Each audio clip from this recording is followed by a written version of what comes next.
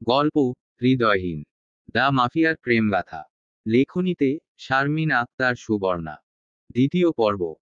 2 মাসের বেশি সময় অতিবাহিত হয়েছে জাদুয়ার সুলতানা ভিলায় পদার্পণের। এই 2 মাস জাদুয়া নিজের সবচাইতে কাছের প্রিয় মানুষের থেকে দূরে থেকেছে। না তার কোনো প্রকার খোঁজ পেয়েছে, না সে কোন প্রকার খোঁজ নিতে পেরেছে। কিভাবে নেবে সে তার দাদিজানের খোঁজ? তার কাছে যে খোঁজ নেওয়ার কোন মাধ্যমই ছিল না। প্রতিনিয়ত দাদির জন্য বক্ষপিঞ্জরের ছটফটাতা অনুভূত হয়েছে জাদুয়ার।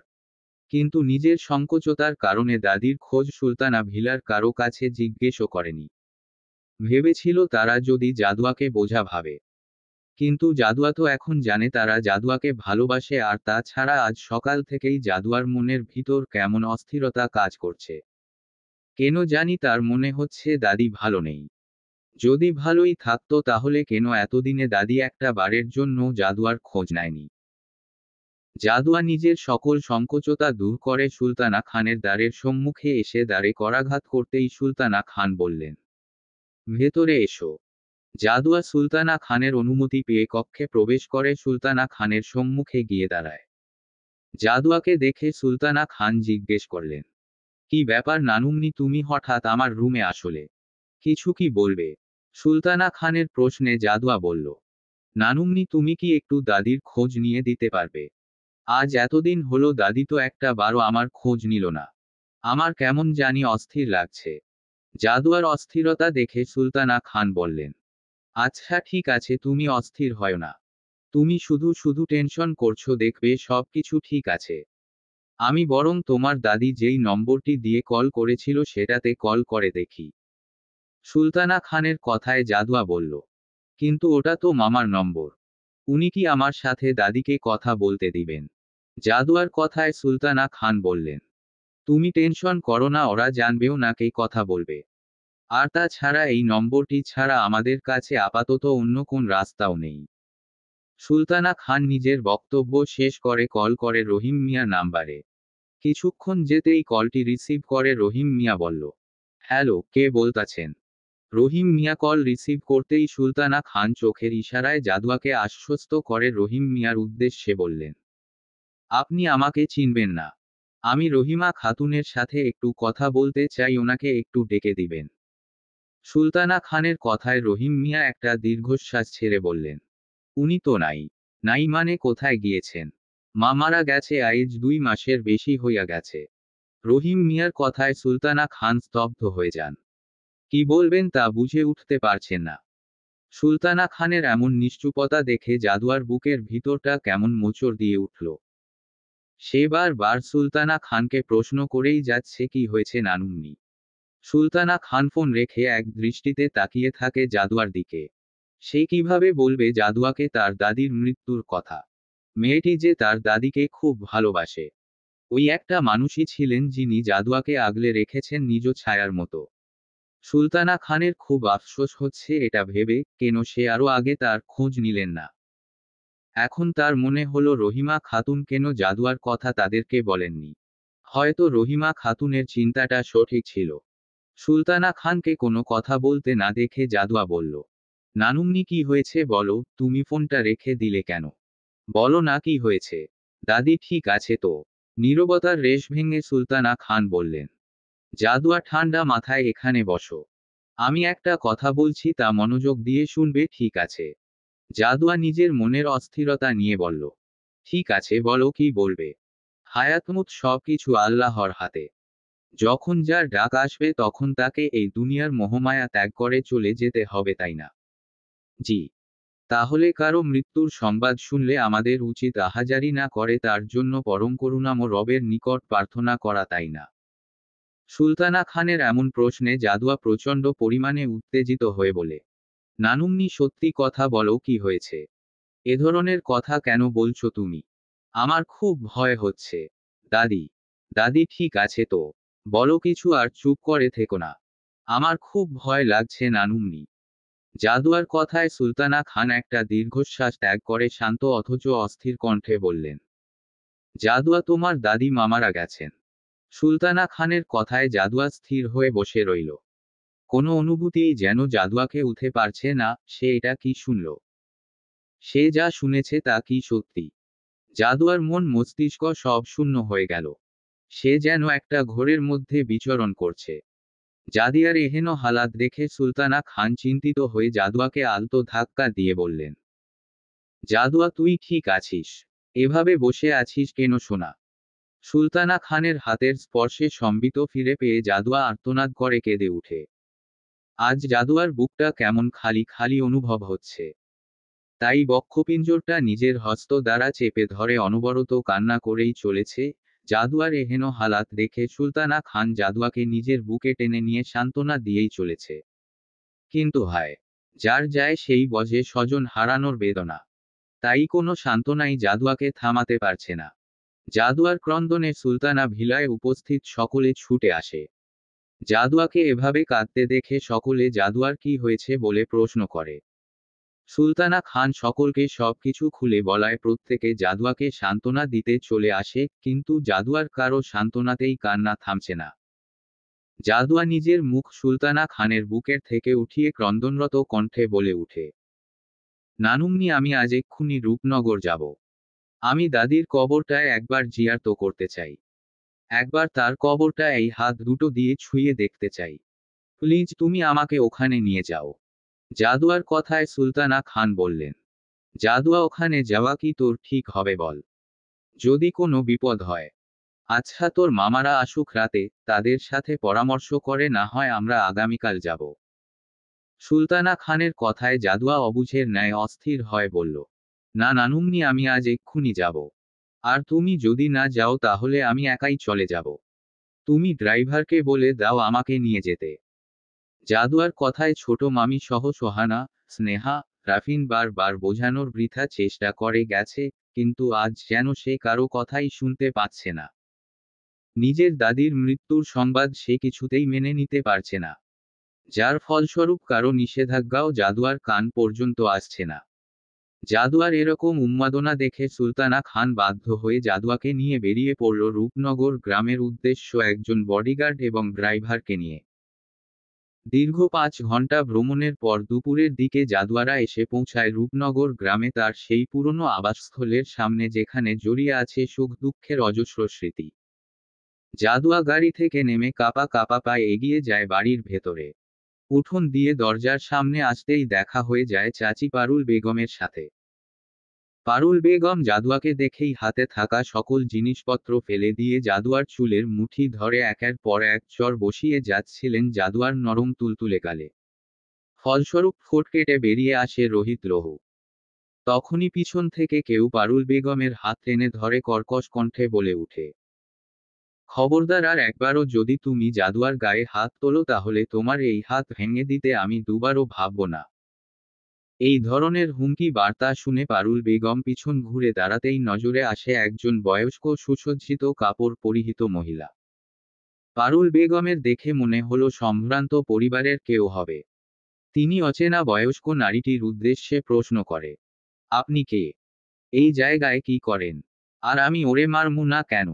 আপনি জানেন ও কি করছে? নিজের বিয়া থেকে পালাইয়া কোনো ছেলের সাথে ভাইগা গেছিল কা? সেইখান থেইকা ফস্টিনসি কইরা আবার আমার বাড়িতে আইছে। ওর কারণে আমার শাশুড়ি মারা গেছে। ওর কারণে আমি গ্রামের মানুষের সামনে অপমানিত হয়েছি। আমি তো ওরে ছাড়মু না। আইজ আমি ওরে মাইরাই ফালামু। চরিত্রহীন মাইয়া কোথাকার। বলেই যখনই পারুল বেগম আবার জাদুয়াকে আঘাত করতে যাবেন তখনই বৃদ্ধ মহিলাটি চিৎকার করে বলে উঠলেন, সাবধান! আমার নাতনির শরীরে যদি আর একটা আঘাত পড়ে তাহলে সামনে থাকা যেই গার্ডটিকে দেখছো সে তোমার মুখ থেতলিয়ে দিবে। সুলতানা খানের কথায় পারুল বেগম গার্ডটির দিকে তাকিয়ে ভয়ে ঢোক গিলে সুলতানা খানের উদ্দেশ্যে বললেন, আপনার নাতনি মানে? জাদুয়া আমার মেয়ে মেহরিমার একমাত্র কন্যা মানে আমার নাতনি।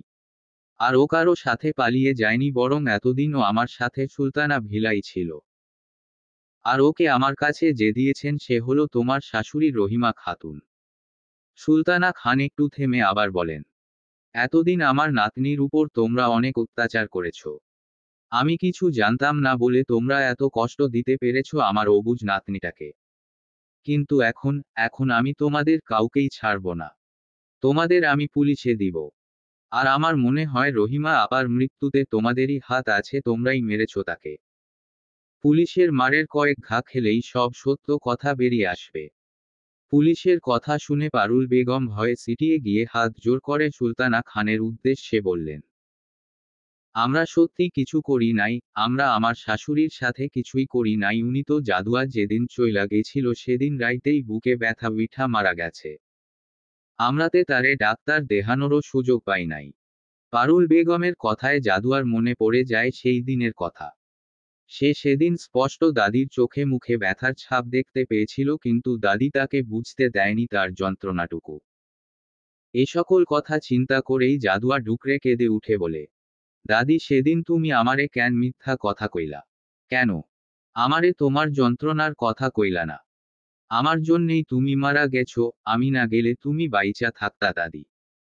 আমারে তুমি মাফ কইরা দাও, মাফ কইরা দাও দাদি। জাদুয়া অনবরত এই একটা কথাই বলে যাচ্ছে। যা দেখে সুলতানা খান পারুল বেগমের উদ্দেশ্যে বললেন, রহিমা আপার কবর কোথায়? এক্ষুনি আমাদের সেখানে নিয়ে চলো। পারুল বেগমও আর কোনো কথা না বাড়িয়ে যেখানে রহিমা খাতুনকে কবর দেওয়া হয়েছে সেই জায়গাটায় তাদের নিয়ে গিয়ে হাতের ইশারায় রহিমা খাতুনের কবরটা দেখিয়ে দেয়। জাদুয়া দাদির কবরটি দেখতে পেয়ে এক দৌড়ে কবরের সম্মুখে গিয়ে কবরটা জড়িয়ে ধরে দাদি বলে চিৎকার করে কান্নার মাধ্যমে নিজের কষ্টটা কমানোর বৃথা চেষ্টা করেই যাচ্ছে। সুলতানা খান কোনো মতেই জাদুয়াকে সামলাতে পারছেন না।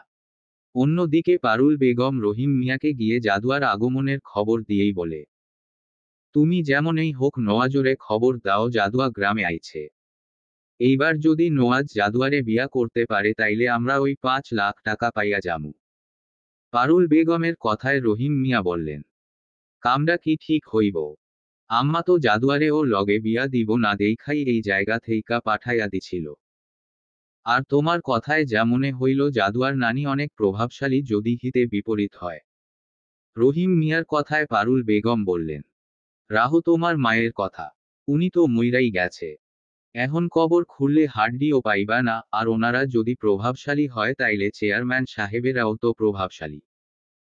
টক্কর তো তাগো লগে বাজবো, মাঝখান দিয়া বিয়াডা হইয়া গেলেই আমরা টাকা পাইয়া যামু। পারুল বেগমের কথায় রহিম মিয়া সায় জানিয়ে চলে যায় নওয়াজকে জাদুয়ার আগমনের খবরটা জানাতে।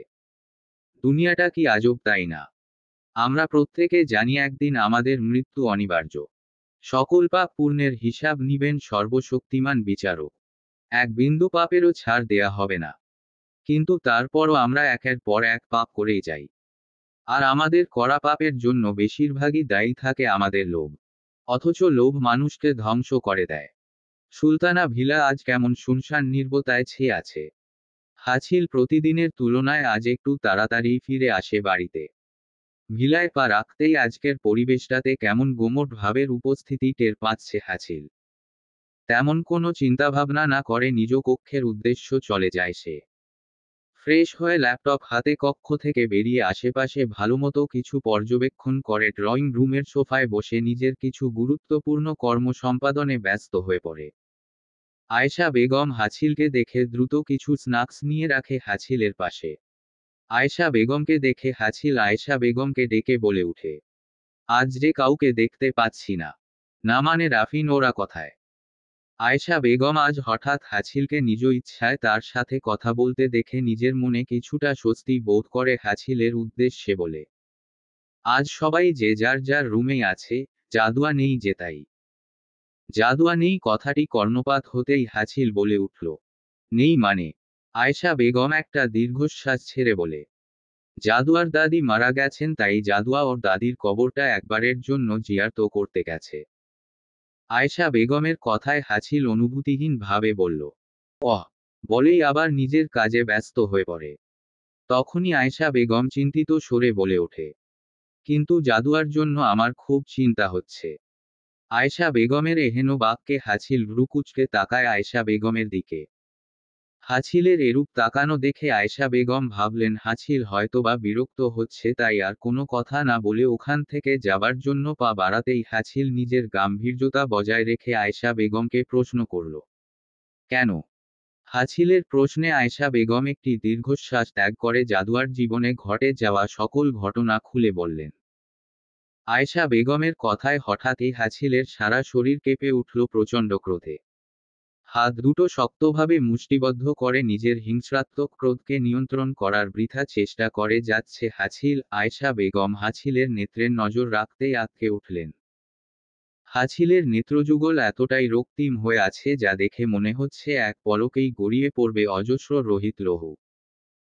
হাছিলের এহেন হালাত দেখে আয়েশা বেগম হাছিলের উদ্দেশ্যে কিছু বলতে যাবেন, তখনই হাছিল কোন বক্তব্য বায় না করে নিজ কক্ষের উদ্দেশ্যে চলে যায়। হাছিলের এভাবে চলে যাওয়ার দিকে আয়েশা বেগম কিছুক্ষণ তাকিয়ে থেকে নিজের অবাক্তার রেশ কাটিয়ে নিজকর্মে ব্যস্ত হয়ে পড়েন। হাছিল নিজের কক্ষে রাগান্বিত পায়ে প্রবেশ করে ক্রুদ্ধ হস্তে ফোন নিয়ে কল করে সাব্বিরের উদ্দেশ্যে। সাব্বির কল রিসিভ করতেই হাছিল বলে ওঠে, সাব্বির 5 মিনিটের মধ্যে আমি তোকে আমার সামনে দেখতে চাই। হাছিলের কথায় সাব্বির বিচলিত হয়ে প্রশ্ন করল, কি হয়েছে রে ভাই, তোকে এরকম উত্তেজিত লাগছে কেন? সাব্বিরের প্রশ্নে হাছিল বলল, কিছু হয়নি, আমরা রূপনগর যাচ্ছি। রূপনগর? কেন ভাই? সাব্বিরের প্রশ্নে হাছিল ভ্রুকুটি করে বলল, সাব্বির তুই কবে থেকে আমাকে প্রশ্ন করা শুরু করেছিস? সাব্বির আমতা আমতা করে বলল, সরি ভাই, আমি এক্ষুনি আসছি। 5 মিনিটের মধ্যেই সাব্বির হাছিলের সামনে এসে উপস্থিত হয়। এতক্ষণে Hasil black pant, white shirt, black sunglasses পরে অপেক্ষা করছিল সাব্বিরের জন্য। সাব্বির আসতেই হাছিল কোনো কথা না বাড়িয়ে দ্রুত যাওয়ার জন্য নিজের জন্য বরাদ্দকৃত হেলিকপ্টারে উঠে রওনা হয় নিজ গন্তব্য রূপনগরের উদ্দেশ্যে। অন্যদিকে জাদুয়া অনবরত কেঁদেই চলেছে নিজের দাদির কবরের সামনে বসে। তখনই হঠাৎ আগমন ঘটে অনাকাঙ্ক্ষিত অপ্রিয় এক ব্যক্তির। জাদুয়াকে এহেন হালাতে দেখে মুখে এক ভয়ঙ্কর কুটিলতার হাসি ফুটিয়ে জাদুয়ার উদ্দেশ্যে বলে উঠল, বুলবুলি।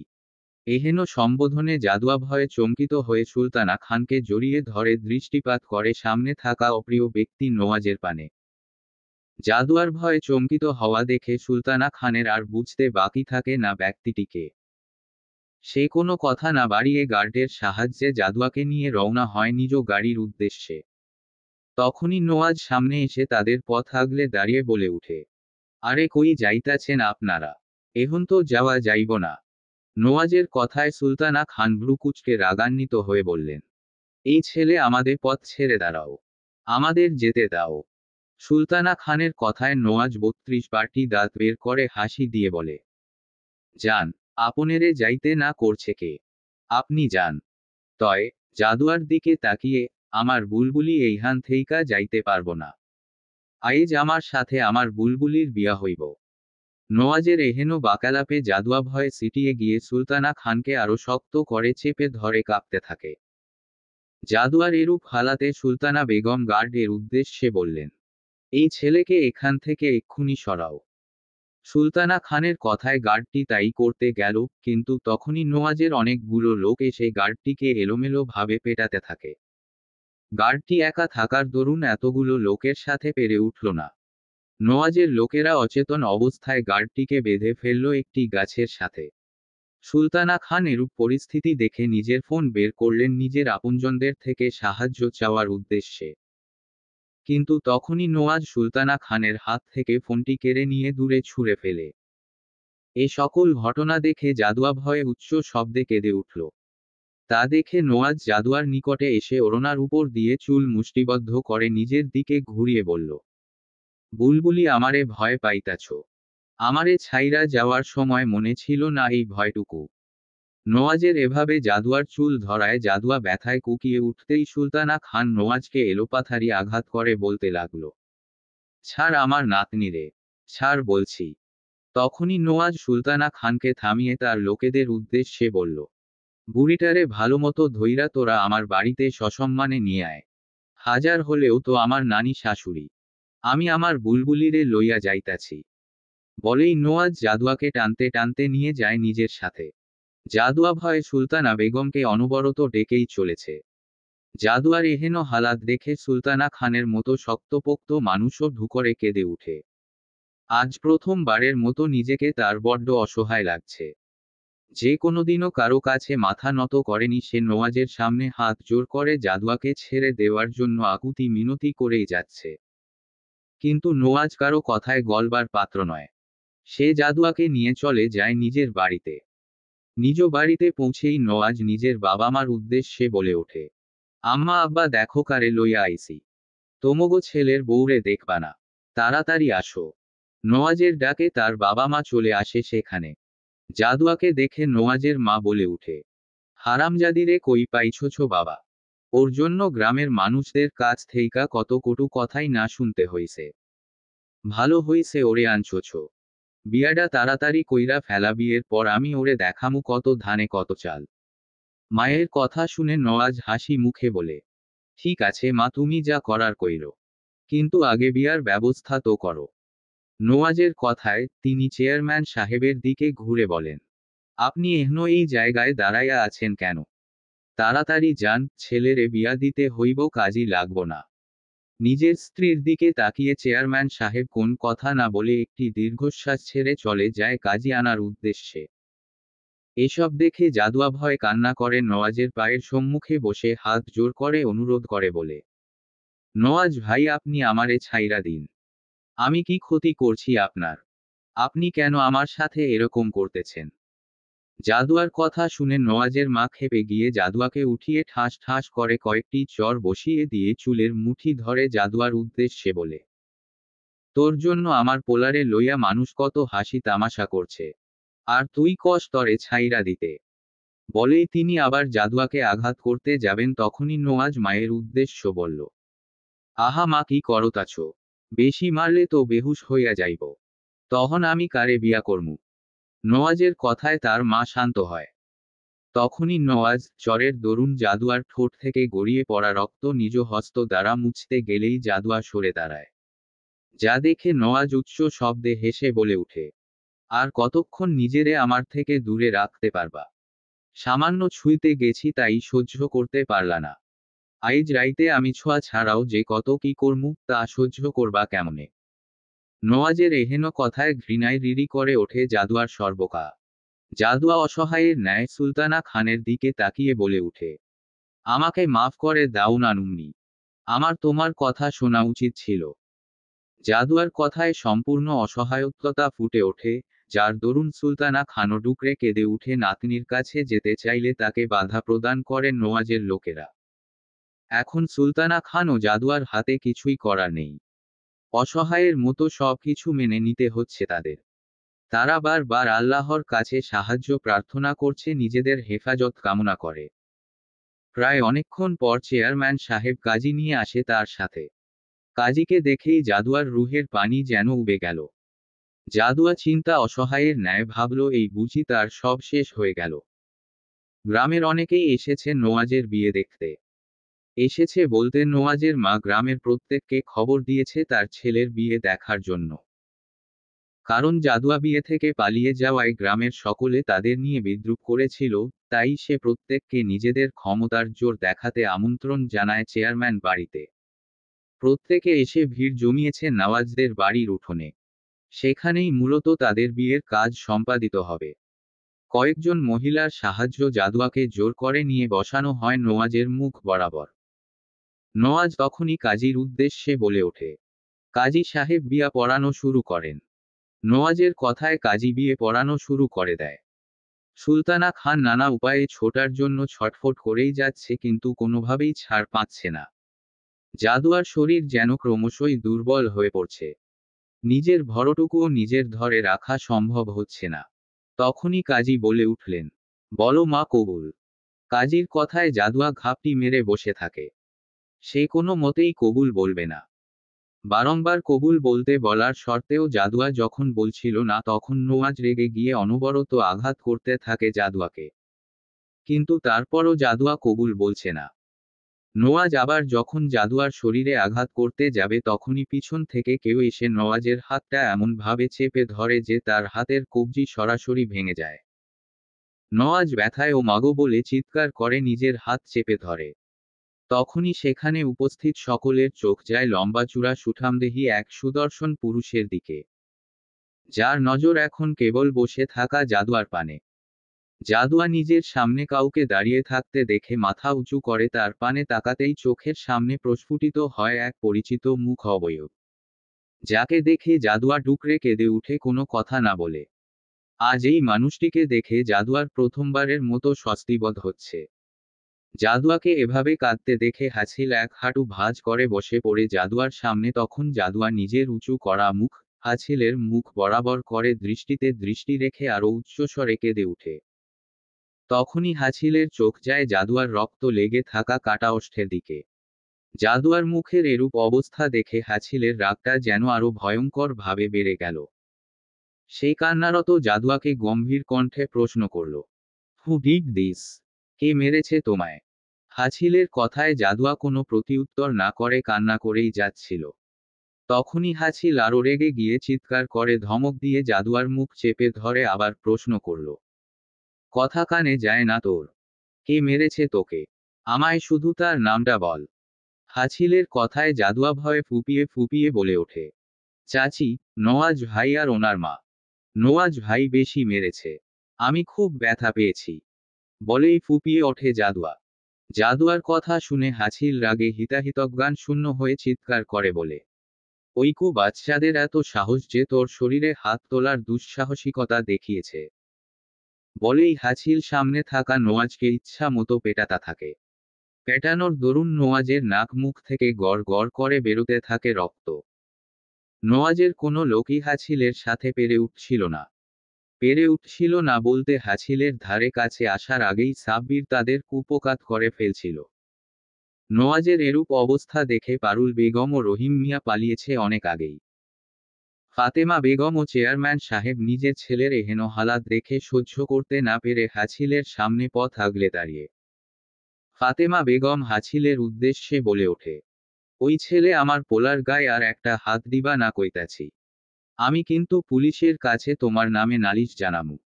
নওয়াজের মায়ের এরূপ কথায় হাছিল মুখে একটি কুটিলতার হাসি ফুটিয়ে বলে ওঠে, ও তাহলে তুই ওর মা? আমার আর কষ্ট করে তোকে খুঁজতে হলো না বলেই ঠাস করে চর বসিয়ে দিল ফাতেমা বেগমের গালে। চরের আঘাত সহ্য করতে না পেরে সাথে সাথে চেতনা হারিয়ে লুটিয়ে পড়ে মাটিতে। চেয়ারম্যান সাহেব নিজের স্ত্রীর এরূপ হালাত দেখে হাছিলের উদ্দেশ্যে বলে ওঠে, এই ছেলে তোমার লজ্জা করল না একজন মহিলার গায়ে হাত তুলতে? চেয়ারম্যান সাহেবের কথার প্রতিউত্তরে হাছিল রেগে চেয়ারম্যান সাহেবের গলা চেপে ধরে বলে উঠে, একদমই না, আমার একটুও লজ্জা করেনি। তোর স্ত্রীর কপাল ভালো সেন্সলেস হয়ে গেছে, আর তা না হলে মেরে এখন মাটিতে পুঁতে দিতাম। আমার আবার দয়া মায়া কম।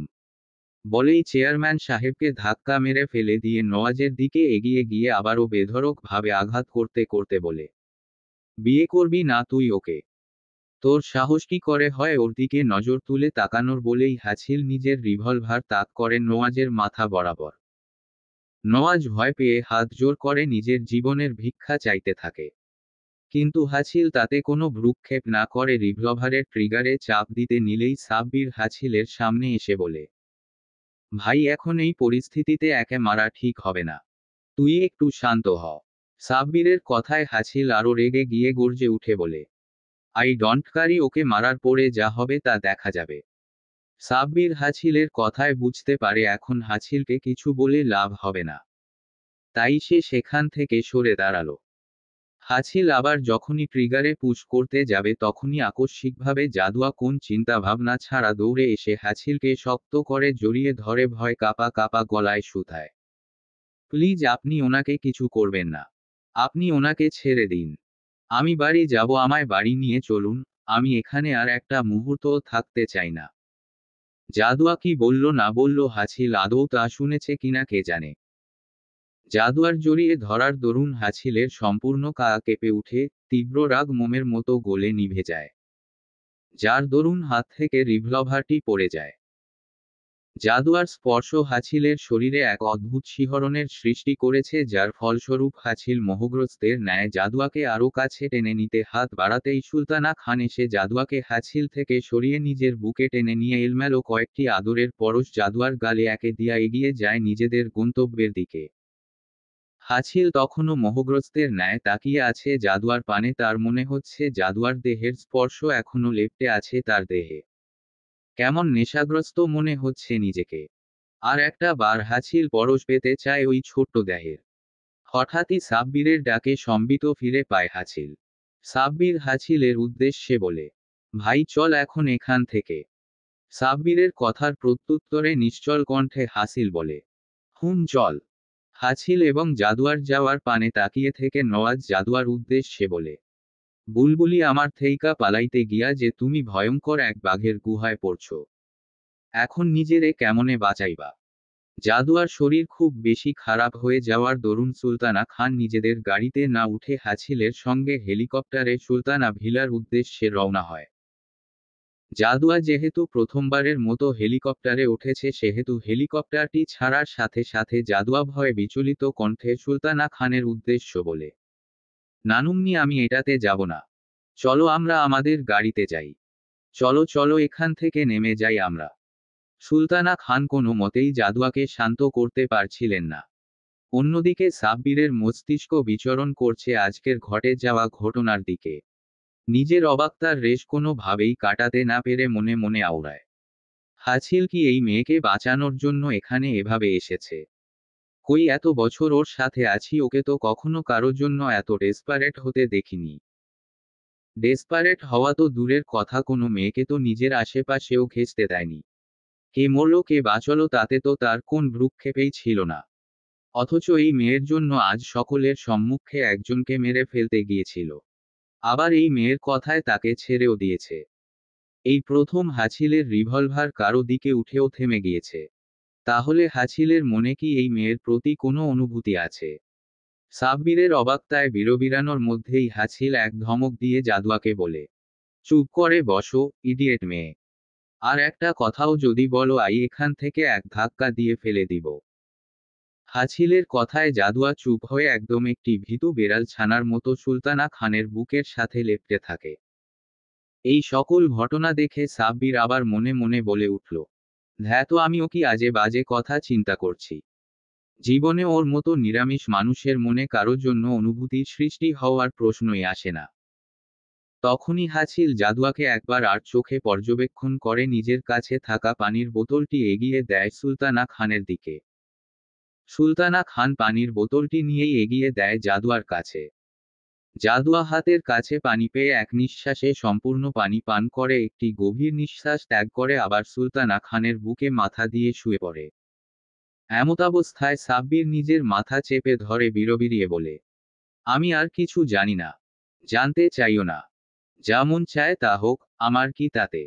সাব্বিরকে এভাবে বিড়বিড়াতে দেখে হাছিল প্রশ্ন করে, সাব্বির কি হয়েছে তোর, এভাবে ভেড়ার মতো বিড়বিড়াচ্ছিস কেন? হাছিলের প্রশ্নে সাব্বির মাথা সোজা করে বলে, না ভাই কিছু হয় নাই। হাছিলের হেলিকপ্টারটি এসে থামে খান ভিলার হেলিকপ্টারের জন্য বরাদ্দকৃত জায়গাটিতে। ততক্ষণে জাদুয়া দুর্বল শরীরে তলিয়ে গেছে গভীর নিদ্রায়। যা দেখে সুলতানা খানের খুব মায়া হলো জাদুয়াকে ডেকে তুলতে। তাই তিনি হাছিলের উদ্দেশ্যে বললেন, হাছিল জাদুয়াকে একটু কোলে তুলে নিয়ে ওর রুমে দিয়ে আয় না দাদু ভাই। সুলতানা খানের কথায় হাছিল ভ্রুকুচকে বলে, সরে দাদি, আমার এত বেহুদা টাইম নেই তোমার নাতনিকে কোলে তোলার। হাছিলের কথায় সুলতানা খান একটি হতাশার নিঃশ্বাস ত্যাগ করে সাব্বিরের উদ্দেশ্যে বলে, সাব্বির তুই একটু কষ্ট করে মেয়েটাকে ওর রুমে দিয়ে আসতে আমাকে একটু সাহায্য করতো দাদু ভাই। সুলতানা খানের অনুরোধে সাব্বির জাদুয়াকে কোলে তুলতে যাবে ঠিক তখনই হাছিল গটগট পায়ে এসে জাদুয়াকে কোলে তুলে কোনো কথা না বাড়িয়ে চলে যায় জাদুয়ার কক্ষের উদ্দেশ্যে। যা দেখে সুলতানা খান ও সাব্বির অবাক হয়ে তাকিয়ে থাকে হাছিলের যাওয়ার পানে। হাছিলের কোলে জাদুয়াকে দেখে ড্রয়িং রুমে উপস্থিত সকলের চোখ ছানাবড়া হয়ে যায়। হাছিল তাদের দিকে মনোযোগী না হয়ে জাদুয়াকে নিয়ে চলে যায় জাদুয়ার কক্ষে। খাটের সামনে আসতেই হাছিল জাদুয়াকে খাটে শুইয়ে দিয়ে চলে যাওয়ার উদ্দেশ্যে পা বাড়াতেই নিজের বক্ষের শার্টের ভাঁজে টান অনুভব করে। ফলস্বরূপ হাছিল সেদিকটায় নেত্রপাত করতেই দৃষ্টিতে আসে হলুদ ফর্সা ছোট্ট একটি হস্তের, যা দ্বারা হাছিলের পরিহিত শার্টের কলার এর কিছু অংশ শক্তভাবে মুষ্টিবদ্ধ করে আছে। হাছিল সেই হস্তের অধিকারিণীর দিকে তাকাতেই তার নেত্র থমকে যায় ওই মায়াবিনী মুখশ্রীর পানে। হাছিল জাদুয়ার হস্ত ছুটানোর চেষ্টা না করে বসে পড়ে জাদুয়ার মুখশ্রীর বরাবর। অপলক দৃষ্টিতে তাকিয়ে আছে হাছিল, যেই দৃষ্টিতে পরিলক্ষিত হচ্ছে কোনো কিছুকে গভীরভাবে হাছিল করার মোহ। হাছিল মোহগ্রস্ত হয়ে নিজের হাত বাড়িয়ে দেয় ঘুমন্ত জাদুয়ার নেত্রের পানে। হাছিল জাদুয়ার নেত্র বরাবর নিজের বৃদ্ধা আঙুল দ্বারা ধীরে ধীরে স্লাইড করে নেমে আসে জাদুয়ার গোলাপের পাপড়ির ন্যায় রক্তিম চিকন ওষ্ঠের নিকটে। দিক বেদিক শূন্য হাছিল নিজের অজান্তেই জাদুয়ার ওষ্ঠের ভাঁজে নিজের বৃদ্ধা আঙুল দ্বারা স্পর্শ করতেই কম্পিত হয়ে উঠে তার সর্বাঙ্গ। ফলস্বরূপ নিজের সম্বিত ফিরে পায় হাছিল। তড়িৎ বেগে নিজের হস্ত সরিয়ে জাদুয়ার হাত থেকে নিজেকে ছুটিয়ে ব্যস্ত পায়ে পদাচরণ করে নিজের কক্ষের উদ্দেশ্যে। নিজের কক্ষে প্রবেশ করেই হাছিল শিট বলে চিৎকার করে নিজের মাথার চুলগুলো মুষ্টিবদ্ধ করে ধরে বলে উঠে, আমি এটা কি করতে যাচ্ছিলাম?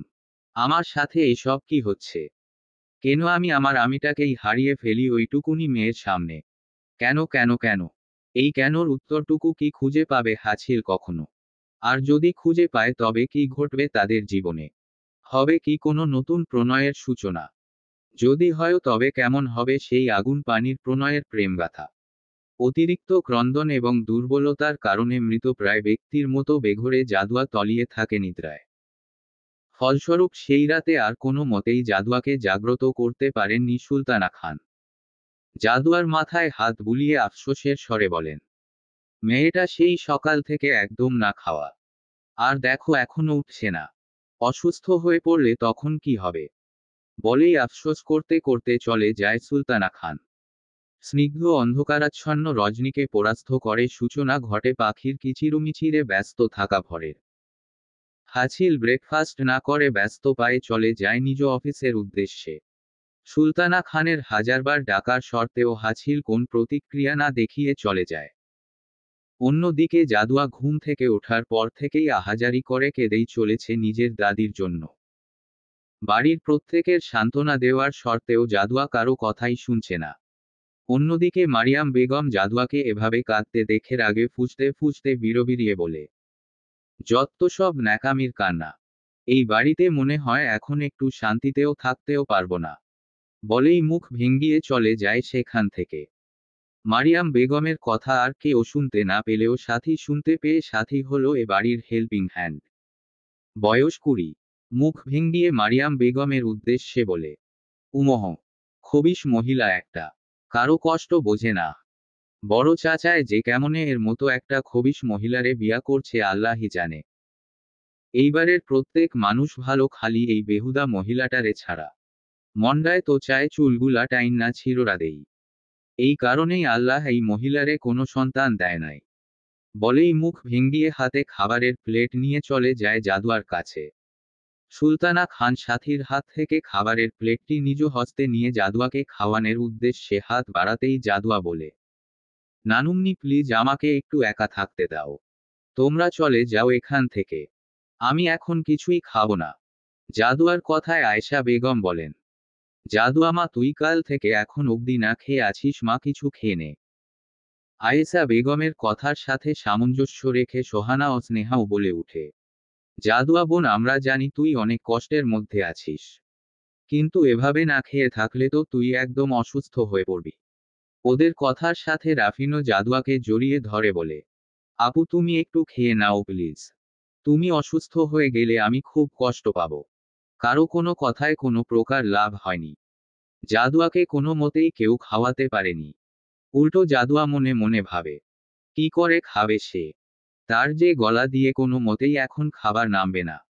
যেই মানুষটিকে জাদুয়া এত ভালোবাসত সেই মানুষটির অস্তিত্ব বিলীন হয়েছে আজ প্রায় 2 মাসের বেশি। কিন্তু জাদুয়া তার মৃত্যুর ব্যাপারে কিছুই জানত না। জাদুয়া যে স্বার্থপর হয়ে গেছে।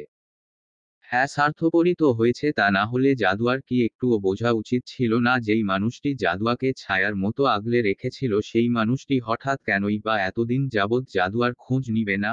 নিশ্চয়ই কোনো না কোনো সমস্যা হয়েছে তার দাদির।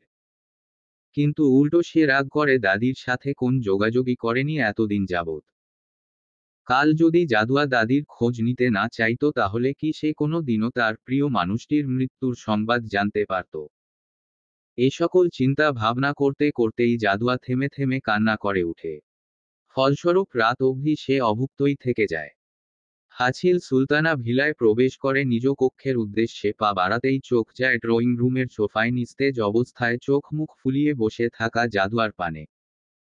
হঠাৎই হাছিলের প্রচণ্ড রাগ হয় জাদুয়ার অন্য কারোর জন্য কান্না করে নিজের এই অবস্থা করার জন্য। রাগে হস্ত মুষ্টিবদ্ধ করে সে ভাবে কেন জাদুয়া অন্য কারো জন্য কান্না করবে, কেন অন্য কারো জন্য মন খারাপ করবে। জাদুয়ার ওই সুন্দর মোহনীয় নেত্র দ্বারা অশ্রু পড়বে শুধুমাত্র তার নিজ ভাবনার ইতি টেনে অসিট বলে তড়িৎ বেগে চলে যায় নিজ কক্ষে।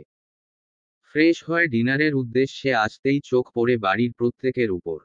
সকলে জাদুয়াকে জোর জবরদস্তি করছে খাওয়ানোর জন্য। সুলতানা খান বারবার আওড়াচ্ছেন কাল থেকে জাদুয়া এখন অবধি কিছু খায়নি। কথাটা হাছিলের কর্ণপাত হতেই রেগে আগুন হয়ে জাদুয়ার সামনে গিয়ে দাঁড়ায়। হাছিলকে দেখে সবাই নিজেদের কথা থামিয়ে দাঁড়িয়ে পড়ে অন্য পাশে। জাদুয়ার কানে আর কোনো শব্দ না আসার দরুন আশেপাশে তাকিয়ে দেখে সবাই চুপ হয়ে দাঁড়িয়ে আছে। জাদুয়া কিছু বুঝতে না পেরে নিজের সম্মুখের সৃষ্ট দানবের ন্যায় ছাটি অনুসরণ করে উপরে তাকাতেই নিজ অন্তরাত্মাটা কেঁপে ওঠে। হাছিল রাগান্বিত রক্তিম দৃষ্টিতে তাকিয়ে আছে জাদুয়ার পানে। জাদুয়া ভয় ভয়ে চিন্তা করে, উনি এখানে এভাবে দাঁড়িয়ে আছেন কেন? আমি কি নিজের অজান্তে কোন ভুল করেছি? জাদুয়ার চিন্তা রীতি টানিয়ে হাছিল জাদুয়ার পানে তাকিয়ে সুলতানা খানের উদ্দেশ্যে বলে উঠে, দাদি খাইয়ে দাও ওকে। হাছিলের কথায় জাদুয়া শুকনো ঢোক গিলে ভয় ভয় বলে, আমি খাবো না, খেতে ইচ্ছে করছে না। জাদুয়ার কথায় হাছিল চিৎকার করে সুলতানা খানকে বলে, দাদি তুমি শুনতে পাওনি আমি কি বলেছি? হাছিলের চিৎকারে জাদুয়া ভয়ে গুটিসুটি হয়ে বসে। সুলতানা খান মুখের সামনে খাবার ধরতেই কোনো কথা না বাড়িয়ে চুপচাপ খেয়ে নেয়। জাদুয়াকে খেতে দেখে সকলে স্বস্তির নিঃশ্বাস ত্যাগ করল। অন্যদিকে সোহানা, স্নেহা মুখ টিপে টিপে হেসেই যাচ্ছে। জাদুয়ার এহেন হালাত দেখে তারা কোনোমতেই নিজেদের হাসি কন্ট্রোল করতে পারছে না। জাদুয়ার খাওয়া শেষ হতেই হাছিল চলে যায় সেখান থেকে। হাছিলের যাওয়ার পানে অবাক হয়ে তাকিয়ে থাকে সুলতানা খান। তার কাছে হাছিলকে আজ কেমন অদ্ভুত লাগলো। তিনি মনে মনে আওড়ায়, আচ্ছা হাছিল কি কোনো ভাবে না না আমি এসব কি ভাবছি, এটা কখনোই সম্ভব না। বলেই তিনি আবার ভাবেন হাছিল তো আজ অবধি কারো কোনো ব্যাপারে হস্তক্ষেপ করেনি, তাহলে আজ কেন? ওহ, আমি আর ভাবতে পারছি না। সুলতানা খানকে এভাবে নিশ্চুপ হতে দেখে আয়েশা বেগম জিজ্ঞেস করেন, মা কি হয়েছে? আপনি এভাবে চুপ হয়ে কি ভাবছেন? আয়েশা বেগমের প্রশ্নে সুলতানা খান নিজ চিন্তার সমাপ্তি টেনে বললেন, না কিছু না। সময় থেমে থাকে না কারো জন্য। নিজ গতিতে এগিয়ে যায় সময়। এই সময়ের পরিবর্তনের সাথে সাথে পরিবর্তন হই আমরাও। ঠিক তেমনই অতিবাহিত সময়ের সাথে নিজেকে সামলে নিয়েছে জাদুয়া, ভুলতে শুরু করেছে নিজের প্রিয় দাদির মৃত্যুর শোক। ফলস্বরূপ পুনরায় সকলের সাথে স্বাভাবিক আচরণ করতে শুরু করেছে জাদুয়া। তা দেখে বাড়ির সকলে চিন্তামুক্ত হয় জাদুয়াকে নিয়ে। জাদুয়ার মানসিক অবস্থা ভালো না থাকার দরুন প্রায় অনেক দিন যাবৎ স্কুলেও যাওয়া হয়নি। তাই আজ সকাল সকাল ঘুম থেকে উঠে প্রতিদিনের রুটিন মাফিক নামাজ, কোরআন শরীফ পড়ে স্কুল ড্রেস পরে তৈরি হয়ে ডাইনিং রুমে চলে আসে ব্রেকফাস্ট করতে। জাদুয়াকে তৈরি হয়ে নিচে আসতে দেখে আয়েশা বেগম খুশি হয়ে জাদুয়াকে বলে, জাদুয়া তাড়াতাড়ি আয় বসে পড়, আর তা না হলে স্কুলের জন্য লেট হয়ে যাবে। জাদুয়া চাচির কথায় সায় জানিয়ে ডাইনিং টেবিলে বসতেই চোখ যায় স্নেহা ও রাফিনের দিকে। ওদেরকে দেখে জাদুয়া ভ্রুকুচকে মশকরার স্বরে বলল, কি ব্যাপার আজ যে তোমরা এত তাড়াতাড়ি নাস্তার টেবিলে আসলে? কোনো চমৎকার ঘটে গেল নাকি? জাদুয়ার কথায় স্নেহা মুখ ভেঙিয়ে বলল, জীবনেও ঝাড়ুর বাড়ি খেয়েছিস? মানে? জাদুয়ার প্রশ্নের জবাবে রাফিন বলল, আপু আমি তোমাকে বলছি। কি? কাল আপু কোনো মতেই ঘুম থেকে উঠছিল না তাই। তাই কথাটি উচ্চারণ করেই রাফিন উচ্চস্বরে হেসে উঠে বলে, তাই আম্মু কাল আপুকে ইচ্ছে মতো ঝাড়ুর বাড়ি দিয়ে ঘুম থেকে উঠিয়েছে। রাফিনের কথায় স্নেহা রেগে ভ্রুকুচকে তাকিয়ে বলল, আপনি হাইছেন না ভুইলা গেছেন ঝাড়ুর বাড়ি আপনিও খাইছেন? স্নেহার কথায় মিনিটের মধ্যে রাফিনের হাসি উবে যায়। এই সকল ঘটনা দেখে জাদুয়া উচ্চস্বরে হেসে উঠে। জাদুয়ার হাসি দেখে স্নেহা রাফিন মুখ ভার করে জাদুয়ার দিকে ঘুরে সমস্বরে বলে উঠে, হাসি থামাও। কিন্তু জাদুয়া তারপরও নিজের হাসি কোনো মতেই থামাতে পারছে না। স্নেহা, রাফিনও আর কোনো কথা বলে না, কারণ জাদুয়াকে আজ প্রায় অনেক দিন পর এভাবে হাসতে দেখছে তারা। তাই জাদুয়াকে এভাবে হাসতে দেখে আয়েশা বেগম মুগ্ধ হয়ে জাদুয়ার দিকে তাকিয়ে থেকে মনে মনে বলে, এইটুকুনি বয়সে মেয়েটা অনেক দুঃখ কষ্ট সহ্য করে ফেলেছে। যেই বয়সে এভাবে হাসি খুশি থাকার কথা ছিল, সেই বয়সে মেয়েটা কত ভয়ঙ্কর পরিস্থিতির মধ্য দিয়ে গুজরিয়েছে। আল্লাহ তাআলার কাছে প্রার্থনা করি সব সময় যাতে আল্লাহ তোর এই হাসিটা বজায় রাখেন। হঠাৎ ডাইনিং টেবিলে আগমন ঘটে একজন অনাকাঙ্ক্ষিত পুরুষের। তাকে দেখার সাথে সাথে জাদুয়ার হাসি চিরতরে উবে যায়। উপর নিচ কোনো দিকে না তাকিয়ে খাবার খেতে মনোযোগী হয়ে পড়ে জাদুয়া, যা দেখে স্নেহা মুখ টিপে টিপে হাসে আর জাদুয়াকে পা দিয়ে খোঁচায়। কিন্তু জাদুয়া এদিক সেদিকে কোনো দিকে না দেখে মূর্তির মতো খাওয়ায় মনোযোগী হয়ে পড়ে। জাদুয়াক দেখে এই মুহূর্তে মনে হচ্ছে সে তার খুবই গুরুত্বপূর্ণ কর্মে মনোনিবেশ করেছে। ডাইনিং টেবিলে হাছিলকে দেখে আয়েশা বেগম চমকিত হয়ে যায়, কারণ এতদিনেও হাছিল একবারের জন্য ব্রেকফাস্ট করে বাড়ি থেকে বের হয়নি। তাই হঠাৎ আজ হাছিলকে ডাইনিং টেবিলে দেখে একটু অবাক হয়ে যান আয়েশা বেগম। কিন্তু পরমুহূর্তে এই ব্যাপারে তিনি বেশি না ঘাঁটিয়ে ভাবলেন হয়তো আজ হাছিলের হাতে সময় আছে তাই ব্রেকফাস্ট করতে বসেছে। তাই আয়েশা বেগম আর কোনো কথা চিন্তা না করে হাছিলকে খাবার সার্ভ করে নিজ কর্মে ব্যস্ত হয়ে পড়েন। হাছিল নিজ খাবার খাচ্ছে আর আর চোখে জাদুয়াকে পর্যবেক্ষণ করছে আর মনে মনে ভাবছে, আমি এরকমটা কেন করলাম? আমি ব্রেকফাস্ট করতে কেন আসলাম? আমার কি মাথা দিন দিন খারাপ হয়ে যাচ্ছে? নাকি আমি মানসিকভাবে অসুস্থ হয়ে যাচ্ছি? হাছিলের মূলত এরকমটা ভাবার কারণ হলো সে নিজ অফিসের দিকে পা বাড়াতেই জাদুয়ার মণিমুগ্ধকর হাসির ধ্বনি কর্ণগহ্বরে পৌঁছতেই বর্ষীভূতর ন্যায় চলে আসে ডাইনিং টেবিলে। স্নেহা রাফিনের খাওয়া শেষ হতেই স্নেহা দ্রুত বেগে ওঠে জাদুয়ার উদ্দেশ্য বলে, জাদুয়া আমরা গাড়িতে ওয়েট করছি, তোর খাওয়া শেষ হলে চলে আসিস। বলেই স্নেহা রাফিন কোনো দিকে না তাকিয়ে দ্রুত সেই স্থান থেকে চলে যায়। জাদুয়া তাদের যাওয়ার দিকে অসহায়ের মতো তাকিয়ে থাকে। মুখ দিয়ে কোনো কথা উচ্চারণ করার সাহস জুগিয়ে উঠতে পারছে না। ফলস্বরূপ নিজের খাওয়া থামিয়ে সেখান থেকে উঠে আসতেই একটা ভারী গম্ভীর কণ্ঠ কর্ণে প্রতিধ্বনিত হয়, সিট অন ইউর চেয়ার। জাদুয়ার কর্ণ অবধি ধ্বনিটি পৌঁছতেই পা কেঁপে উঠে, ফলস্বরূপ নিজের চেয়ারে বসে পড়ে। হাছিল আবার তার গম্ভীর কণ্ঠে জাদুয়াকে আদেশ করে, ফিনিশ ইউর ব্রেকফাস্ট। হাছিলের কণ্ঠকর্ণে পৌঁছাতেই জাদুয়া দিকবেদিক ভুলে কাপা কাপা হস্তে দ্রুত খাবার গলাধঃকরণ করতে গিয়ে গলায় খাবার আটকে যায়, ফলস্বরূপ প্রচণ্ড কাশি উঠে যায় জাদুয়ার। তখনই শক্তপোক্ত বলিষ্ঠ হাতে পানির গ্লাস এগিয়ে ধরে জাদুয়ার সামনে। গ্লাসটি মুখের থেকে একটু উপরে হওয়ার দরুন জাদুয়া নিজ হস্তে গ্লাস ধরে থাকা হাতটি নিজের নিকটে টেনে নিয়ে পানিটুকু খেয়ে নিজের কাশি থামায়। কাশি থামতেই জাদুয়া বড় একটি নিঃশ্বাস ত্যাগ করে মাথা উঠায় পানি দিয়ে তাকে সাহায্য করা মানুষটিকে ধন্যবাদ জানানোর উদ্দেশ্য। মাথা উঠিয়ে জাদুয়া যাকে দেখতে পায় তাকে দেখেই জাদুয়ার শ্বাস আটকে যায়। আটকে থাকা শ্বাসে জাদুয়ার দৃষ্টিতে পরিলক্ষিত হয় হাছিল ভ্রুকুঁচকে তাকিয়ে আছে কোনো একদিকে। হাছিলের দৃষ্টি অনুসরণ করে সেদিকটায় তাকাতেই জাদুয়ার দৃষ্টিতে আসে নিজের হাত দিয়ে ধরে থাকা হাছিলোর হাত তড়িৎ বেগে নিজ হাত ছাড়িয়ে নেয় জাদুয়া হাছিলের ধরে থাকা হাতের থেকে। হাত ছুটিয়েই জাদুয়া ভয়ে ভয়ে বলে উঠে, সরি, আইম রিয়েলি সরি। বলেই জাদুয়া সেখান থেকে দ্রুত চলে যায়। হাছিল তখনও নির্বিকার হয়ে নিজের হাতের দিকে তাকিয়ে থাকে। জাদুয়া স্কুলে যাওয়ার উদ্দেশ্য পা বাড়াতেই তার নজরে আসে স্কুল ব্যাগ ছাড়াই জাদুয়া চলে এসেছে ডাইনিং টেবিল থেকে। নিজের মাথায় আলতো একটা চর বসিয়ে আবার ঘুরে পা বাড়ায় ব্যাগ আনার উদ্দেশ্য, তখনই আকস্মিকভাবে কারো বুকের সাথে ধাক্কা লাগে, ফলস্বরূপ জাদুয়া নাকে প্রচণ্ড ব্যথা পায়। হাত দ্বারা নাক ঘষতে ঘষতে ধাক্কা খাওয়া ব্যক্তির দিকে তাকাতেই হাছিলকে দেখে নেত্রযুগল খিচে বন্ধ করে ফেলে জাদুয়া। জাদুয়াকে এভাবে চোখ বন্ধ করতে দেখে হাছিল নিজের অজান্তেই মুচকি হাসি দিয়ে ওঠে। জাদুয়ার মুখের দিকে তাকাতেই হাছিলের নজরে আসে জাদুয়ার ব্যথা প্রাপ্ত লাল হয়ে যাওয়া নাক। ধীরে ধীরে এগিয়ে যায় হাছিল জাদুয়ার একদম নিকটে, নিজের মাথা ঝুঁকিয়ে জাদুয়ার মুখ বরাবর করতেই হাছিলের গরম উষ্ণ নিঃশ্বাস বাড়ি খায় জাদুয়ার মুখশ্রীতে। যার দরুন জাদুয়া ভয় নিজের স্কুল ড্রেস দু হাত দিয়ে চেপে ধরে ঠায় নেত্র খিচিয়ে বন্ধ করে দাঁড়িয়ে থাকে।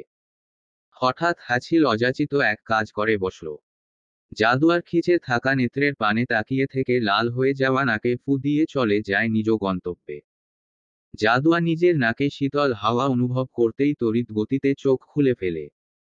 কিন্তু সামনে কাউকে না দেখে জাদুয়া ভয় পেয়ে যায়, এটা ভেবে কিসের শীতল হাওয়া অনুভব করলো জাদুয়া। বেশি চিন্তা ভাবনা না করে জাদুয়া ডাইনিং টেবিল থেকে নিজের ব্যাগ নিয়ে চলে যায় স্কুলে যাওয়ার উদ্দেশ্য। বিকেলের দিকে সকল ভাইবোন গার্ডেন এরিয়াতে বসে মজমাস্তিতে সময় পার করছিল, তখনই সুলতানা ভিলায় বাইকে করে কারো আসার শব্দ কর্ণে পৌঁছাতেই স্নেহা সেদিকটায় তাকাতেই পরিলক্ষিত হয় তার চিরচেনা শত্রু মিস্টার জিরাফের। তখনই স্নেহা মনে মনে আওড়ায়, আরে এই জিরাফটা এইখানে কি করছে? ভাইয়াও তো বাসায় নেই, তাহলে কার কাছে এসেছে? ভাইয়া বাসায় নেই কথাটা স্নেহার মস্তিষ্কে বাড়ি খেতেই বলে উঠে, আরে বাহ, আজ তো ভাইয়াও নাই। আজ তো আমি একে শিক্ষা দিতেই পারি। আজ কাকে ডাকবে এই ভাইয়ের চামচা? বলেই স্নেহা চলে যায় সাব্বিরের সামনে।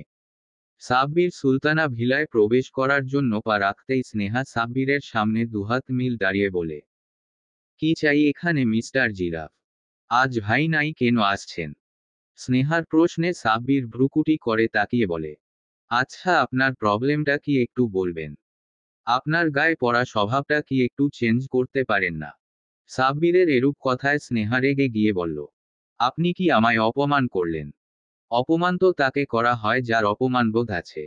আপনার কি আছে? সাব্বিরের প্রশ্নে স্নেহা ক্ষেপে গিয়ে বলল, অবশ্যই আছে। তাহলে আপনাকে অপমানই করেছি আমি। সাব্বিরের প্রত্যুত্তরে স্নেহা চিৎকার করে বলল, দাঁড়ান আপনি, আজ আমি আপনার মাথা ফাটাবো। বলেই স্নেহা এদিক ওদিক তাকিয়ে কিছু একটা খোঁজায় ব্যস্ত হয়ে পড়ল। এই ফাঁকে সাব্বির হাছিলের কক্ষে চলে যায় প্রয়োজনীয় একটা ফাইল আনতে, যেটা আজকের মিটিংয়ের জন্য খুবই গুরুত্বপূর্ণ ছিল। স্নেহা নিজের পিছনে সাব্বিরের উপস্থিতি দেখতে না পেয়ে প্রচণ্ড ক্ষেপে যায়। কিন্তু গেইটের সামনে সাব্বিরের বাইক দেখতে পেয়ে বুঝতে পারে সাব্বির বাড়ির ভিতরে আছে, তাই রেগে বাড়ির ভিতরে পা রাখার উদ্দেশ্য পা বাড়াতেই আকস্মিক একটা ভাঙা কাচের টুকরায় পা পড়তেই মা বলে চিৎকার দিয়ে বসে পড়ে স্নেহা। সাব্বির সেখান দিয়ে যাবার সময় স্নেহার চিৎকার কানে পৌঁছাতেই চলে যায় স্নেহার সামনে। স্নেহা তখনও যন্ত্রণায় চোখ বন্ধ করে পা চেপে ধরে কান্না করেই যাচ্ছে। হঠাৎই স্নেহা নিজেকে শূন্যে অনুভব করতেই চোখ খুলে তাকায়। তখনই চোখের সামনে ভেসে উঠে সাব্বিরের মুখমণ্ডল, যা দেখে স্নেহা ছটফট করতে থাকে নিচে নামার জন্য। সাব্বির নিজের ভারসাম্য ঠিক রাখার জন্য স্নেহাকে শক্ত করে চেপে ধরে বলে, আর একটুও যদি নড়াচড়া করেন তাহলে আইসেয়ার ফিক্কা মেরে কোল থেকে ফেলে দিব। সাব্বিরের হুমকিতে স্নেহা ভয় পেয়ে চুপ হয়ে যায়। সাব্বির স্নেহাকে পারগোলার সামনে এনে বসিয়ে দিয়ে স্নেহার পাটা নিজের হাঁটুর উপর রেখে আলতো হাতে ঢুকে যাওয়া কাচের টুকরোটি বের করে। স্নেহা এই প্রথমবার সাব্বিরকে এতটা নিকট থেকে দেখছে আর মনে মনে ভাবছে, লোকটা অতটাও খারাপ না, দেখতেও মাশাল্লাহ অনেক সুন্দর। বলতেই স্নেহার হার্ট দ্রুত গতিতে বিট করা শুরু করে। তখনই স্নেহা নিজের বক্ষপিঞ্জরটা চেপে ধরে। তা দেখে সাব্বির প্রশ্ন করে, আপনি ঠিক আছেন? সাব্বিরের প্রশ্নে স্নেহা নিজেকে স্বাভাবিক করে প্রত্যুত্তর করে, আচ্ছা আপনি আমাকে আপনি করে বলেন কেন? আপনি জানেন আমি আপনার থেকে অনেক ছোট। স্নেহার প্রশ্নে সাব্বির বলে, আমি জানি আপনি আমার থেকে অনেক ছোট। কিন্তু আপনি কি তা মানেন? মানে মানে আপনি আমার সাথে যেরূপ ব্যবহার করেন তাতে তো মনে হয় না আপনি আমাকে বড় মনে করেন। তাই বললাম আর কি। সাব্বিরের কথায় স্নেহার কিছুটা লজ্জাবোধ হলো, মনে মনে ভাবল, আমি কি সত্যিই খুব বেশি খারাপ ব্যবহার করে ফেলেছি ওনার সাথে? স্নেহার ভাবনার মাঝেই সাব্বির বলে উঠল, নিন আমার রুমাল দিয়ে বেঁধে দিলাম আপাতত। অবশ্যই ড্রেসিং করিয়ে নিবেন, আর তা না হলে ইনফেকশন হয়ে যেতে পারে। বলেই সাব্বির নিজ গন্তব্যে চলে যায়। সাব্বিরের যাওয়ার দিকে তাকিয়ে এক ধ্যানে তাকিয়ে থাকে স্নেহা। আজ হঠাৎই কেন জানি এই লোকটাকে স্নেহার খুব ভালো লাগছে। এক নিমিষেই সকল রাগ অভিমান ভেঙে গুড়িয়ে গেছে এই লোকটার প্রতি। হাছিল সুলতানা ভিলায় ফিরে নিজের মাথাটা এদিক ওদিক ঘুরিয়ে কাউকে দেখতে না পেয়ে চলে যায় নিজ কক্ষে। ফ্রেশ হয়ে ডিনারের উদ্দেশ্যে এসে ডাইনিং টেবিলে বসতেই শুনশান নীরবতা ছেয়ে যায় সেখানে। হাছিল নিজের জন্য বরাদ্দকৃত চেয়ারে বসে জাদুয়ার পানে চেয়ে সুলতানা খানকে উদ্দেশ্য করে বলে, দাদি কাল বিকেলে যেন কোনো মেয়েকে ভিলা থেকে বের হতে না দেখি। কেন? কাল একটা মিটিং রেখেছি। আর যারা আসবে তারা কিন্তু খুব একটা ভালো মানুষ না। তাই আমি যাতে কাল কাউকে তারা না যাওয়া অবধি বের হতে না দেখি। বলেই হাছিল সেখান থেকে চলে যায়। সুলতানা খান হাছিলকে ডেকে বলে, খেয়ে যা, না খেয়েই চলে যাচ্ছিস কেন? ক্ষুধা নেই। বলেই হাছিল চলে যায়। সুলতানা খান জানেন হাছিল একবার যখন না বলেছে তখন আর কোনো মতেই খাবে না। তাই তিনি আর কোনো কথা বাড়ালেন না। অন্যদিকে স্নেহা কিছুক্ষণ হাছিলের যাওয়ার পানে তাকিয়ে থেকে সোহানাকে হিসহিসিয়ে বলে, আপু তুমি কি একটা জিনিস খেয়াল করেছো? কি? ভাইয়া কিন্তু সম্পূর্ণ কথা জাদুয়ার দিকে তাকিয়ে বলেছেন। মনে হলো এখন তিনি যেই কথাগুলো বলেছেন তা একমাত্র জাদুয়াকে শোনানোর জন্য বলেছেন। স্নেহার কথা শুনে সোহানা স্নেহার মাথায় ঠাস করে একটা চর বসিয়ে দিয়ে বলে, তোর মাথা। এই সকল আলতু ফালতু কথা বলা বন্ধ করে খাওয়ায় মন দে। স্নেহা সোহানার কথায় নিজের মাথা ডলতে ডলতে মুখ ভেঙিয়ে নিজের খাওয়ায় মন দেয়। সেই দিনটা কেটে যায় সকলের হাসিতে খুশিতে। আগামীকালের চিন্তা আমরা কেউ কখনোই করি না। সামনে আমাদের সাথে কি ঘটবে বা কি ঘটতে পারে তা থেকে আমরা সর্বদাই নির্বোধ থাকি। ওই যে কথায় আছে না, মানুষ যদি জানতো ওই স্থানে গেলে তার বিপদ ঘটবে তাহলে সে আর যাই হোক কখনোই সেই স্থানে যেত না। যেমনই জাদুয়া যদি জানতো সামান্য একটি ভুলের জন্য তাকে এত বড় শাস্তি পেতে হবে তাহলে সে কখনোই সেখানে যেত না। পরের দিন বিকেলেই কিছু পুরুষের আগমন ঘটে সুলতানা ভিলায়। হাছিল তাদের সাথে তার ব্যবসায়িক আলোচনায় ব্যস্ত হয়ে পড়ে। তখনই রাফিন পুলের পাশে খেলতে থাকার দরুন আকস্মিকভাবে তার হাত থেকে খেলার বলটি পড়ে যায়। অনেকক্ষণ চেষ্টা করার পরও কোনো মতেই সে বলটি উঠাতে পারেনি, তাই রাফিন চলে যায় কারো কাছ থেকে সাহায্য চাওয়ার উদ্দেশ্য। তখনই রাফিনের চোখ যায় ড্রয়িং রুমে থাকা জাদুয়ার দিকে। রাফিন আর কাউকে না খুঁজে চলে যায় জাদুয়ার কাছে সাহায্য চাইতে। কিন্তু জাদুয়া রাফিনকে বলে, রাফিন কাল ভাইয়া সকলকে বাহিরে যেতে না করেছে। এখন আমি গেলে উনি যদি রাগ করেন তাহলে। জাদুয়ার কথায় রাফিন মুখ ভার করে গাল ফুলিয়ে বসে পড়ে, যা দেখে জাদুয়ার ভীষণ খারাপ লাগে। তাই সে রাফিনের চুলগুলো এলোমেলো করে দিয়ে বলে, আচ্ছা চলো আমি দেখি কি করা যায়। জাদুয়ার কথায় রাফিন খুশি হয়ে জাদুয়াকে নিয়ে যায় পুলের সামনে। জাদুয়া বলটির অবস্থান পর্যবেক্ষণ করে একটি লাঠি নিয়ে আসে যা দ্বারা বলটিকে কাছে আনা সম্ভব হবে। লাঠি দিয়ে বলটি আনার উদ্দেশ্য হাত বাড়াতেই জাদুয়ার অজান্তেই লাঠির সাথে বেজে তার শরীরে জড়ানো ওড়নাটি ঢিলে হয়ে ঝুলে পড়ে। জাদুয়ার পরিহিত কামিজের গলাটি বড় হওয়ার ফলস্বরূপ বক্ষবিভাজনের কিছুটা অংশ পরিলক্ষিত হয়। হাছিলের নিজের ব্যবসায়িক কাজ নিয়ে আলোচনার মাঝেই পরিলক্ষিত হয় সেখানে উপস্থিত একটি ছেলের দৃষ্টি, যে দৃষ্টিতে স্পষ্ট কামুকতার ছাপ পরিলক্ষিত। হাছিল ছেলেটির দৃষ্টি অনুসরণ করে তাকাতেই আগ্নেয়গিরির লাভার ন্যায় ফুঁসে ওঠে। প্রচণ্ড ক্রুদ্ধ হয়ে নিজের হস্ত দুটো শক্তভাবে মুষ্টিবদ্ধ করে হাছিল সাব্বিরের উদ্দেশ্য বলে, সাব্বির সবাইকে সসম্মানে তাদের গাড়ি পর্যন্ত এগিয়ে দিয়ে আয়। হাছিলের কথায় সেখানে উপস্থিত সকলে হকচকিয়ে যায়। প্রত্যেকে বলে ওঠে, কিন্তু মিস্টার খান এখনো তো আমাদের কথা সম্পূর্ণ করতে না দিয়ে হাছিল নিজের হাতের তালু দেখিয়ে তাকে চুপ করিয়ে সাব্বিরের উদ্দেশ্য আবার বলে, সাব্বির তুই শুনতে পাসনি আমি কি বলেছি? হাছিলের কথার গাম্ভীর্যতা দেখে সাব্বির বুঝতে পারে বর্ষর কিছু একটা হয়েছে। তাই সাব্বির সকলকে নিয়ে চলে যায় সেখান থেকে। কেউ আর কোনো কথা না বলে চলে যায় সাব্বিরের সাথে। সাব্বির নিজের তীক্ষ্ণ দৃষ্টিতে তাকিয়ে থাকে এক ধ্যানে চলে যাওয়া একটি ছেলের দিকে। তারপর সেখান থেকে হাছিল প্রচণ্ড ক্ষিপ্ত হয়ে অগ্নিশর্মা রূপ নিয়ে চলে আসে জাদুয়ার কাছে। জাদুয়া হাছিলকে দেখেই ভয় কেঁপে উঠে, কেমন জানি খ্যাপাটে লাগছে হাছিলকে। জাদুয়া এখন অবধি হাছিলকে এত রাগতে কখনোই দেখেনি। জাদুয়া ভয়ে ভয়ে সেখান থেকে চলে আসতে যাবে তখনই হাছিল একটানে জাদুয়ার পরিহিত ওড়নাটা টেনে ফেলে দিয়ে গর্জে ওঠে বলে, যেই ওড়না দ্বারা নিজের লজ্জাস্থানের হেফাজত করতে না পারিস সেই ওড়না পরার কোনো মানেই হয় না। হাছিলের কথা শুনে জাদুয়া ভয়ে নিজের দুহাত বুকের উপর রেখে চেপে ধরে বলে উঠে, কি করছেন? আপনি কি পাগল হয়ে গেছেন? হাছিল কোনো কথা না বলে জাদুয়ার গালে পরপর কয়েকটি চর বসিয়ে দেয়। জাদুয়া হাছিলের কড়া আঘাতে নিজেকে সামলাতে না পেরে পড়ে যায় নিচে। ফলস্বরূপ ওষ্ঠ কেটে রক্ত বেরিয়ে আসে এবং হাঁটুতে প্রচণ্ড ব্যথা পায়, যার দরুন জাদুয়া কোনো মতেই উঠে দাঁড়াতে সক্ষম হচ্ছে না। এ সকল ঘটনা দেখে রাফিন ভয়ে সকলকে ডাকতে চলে যায়।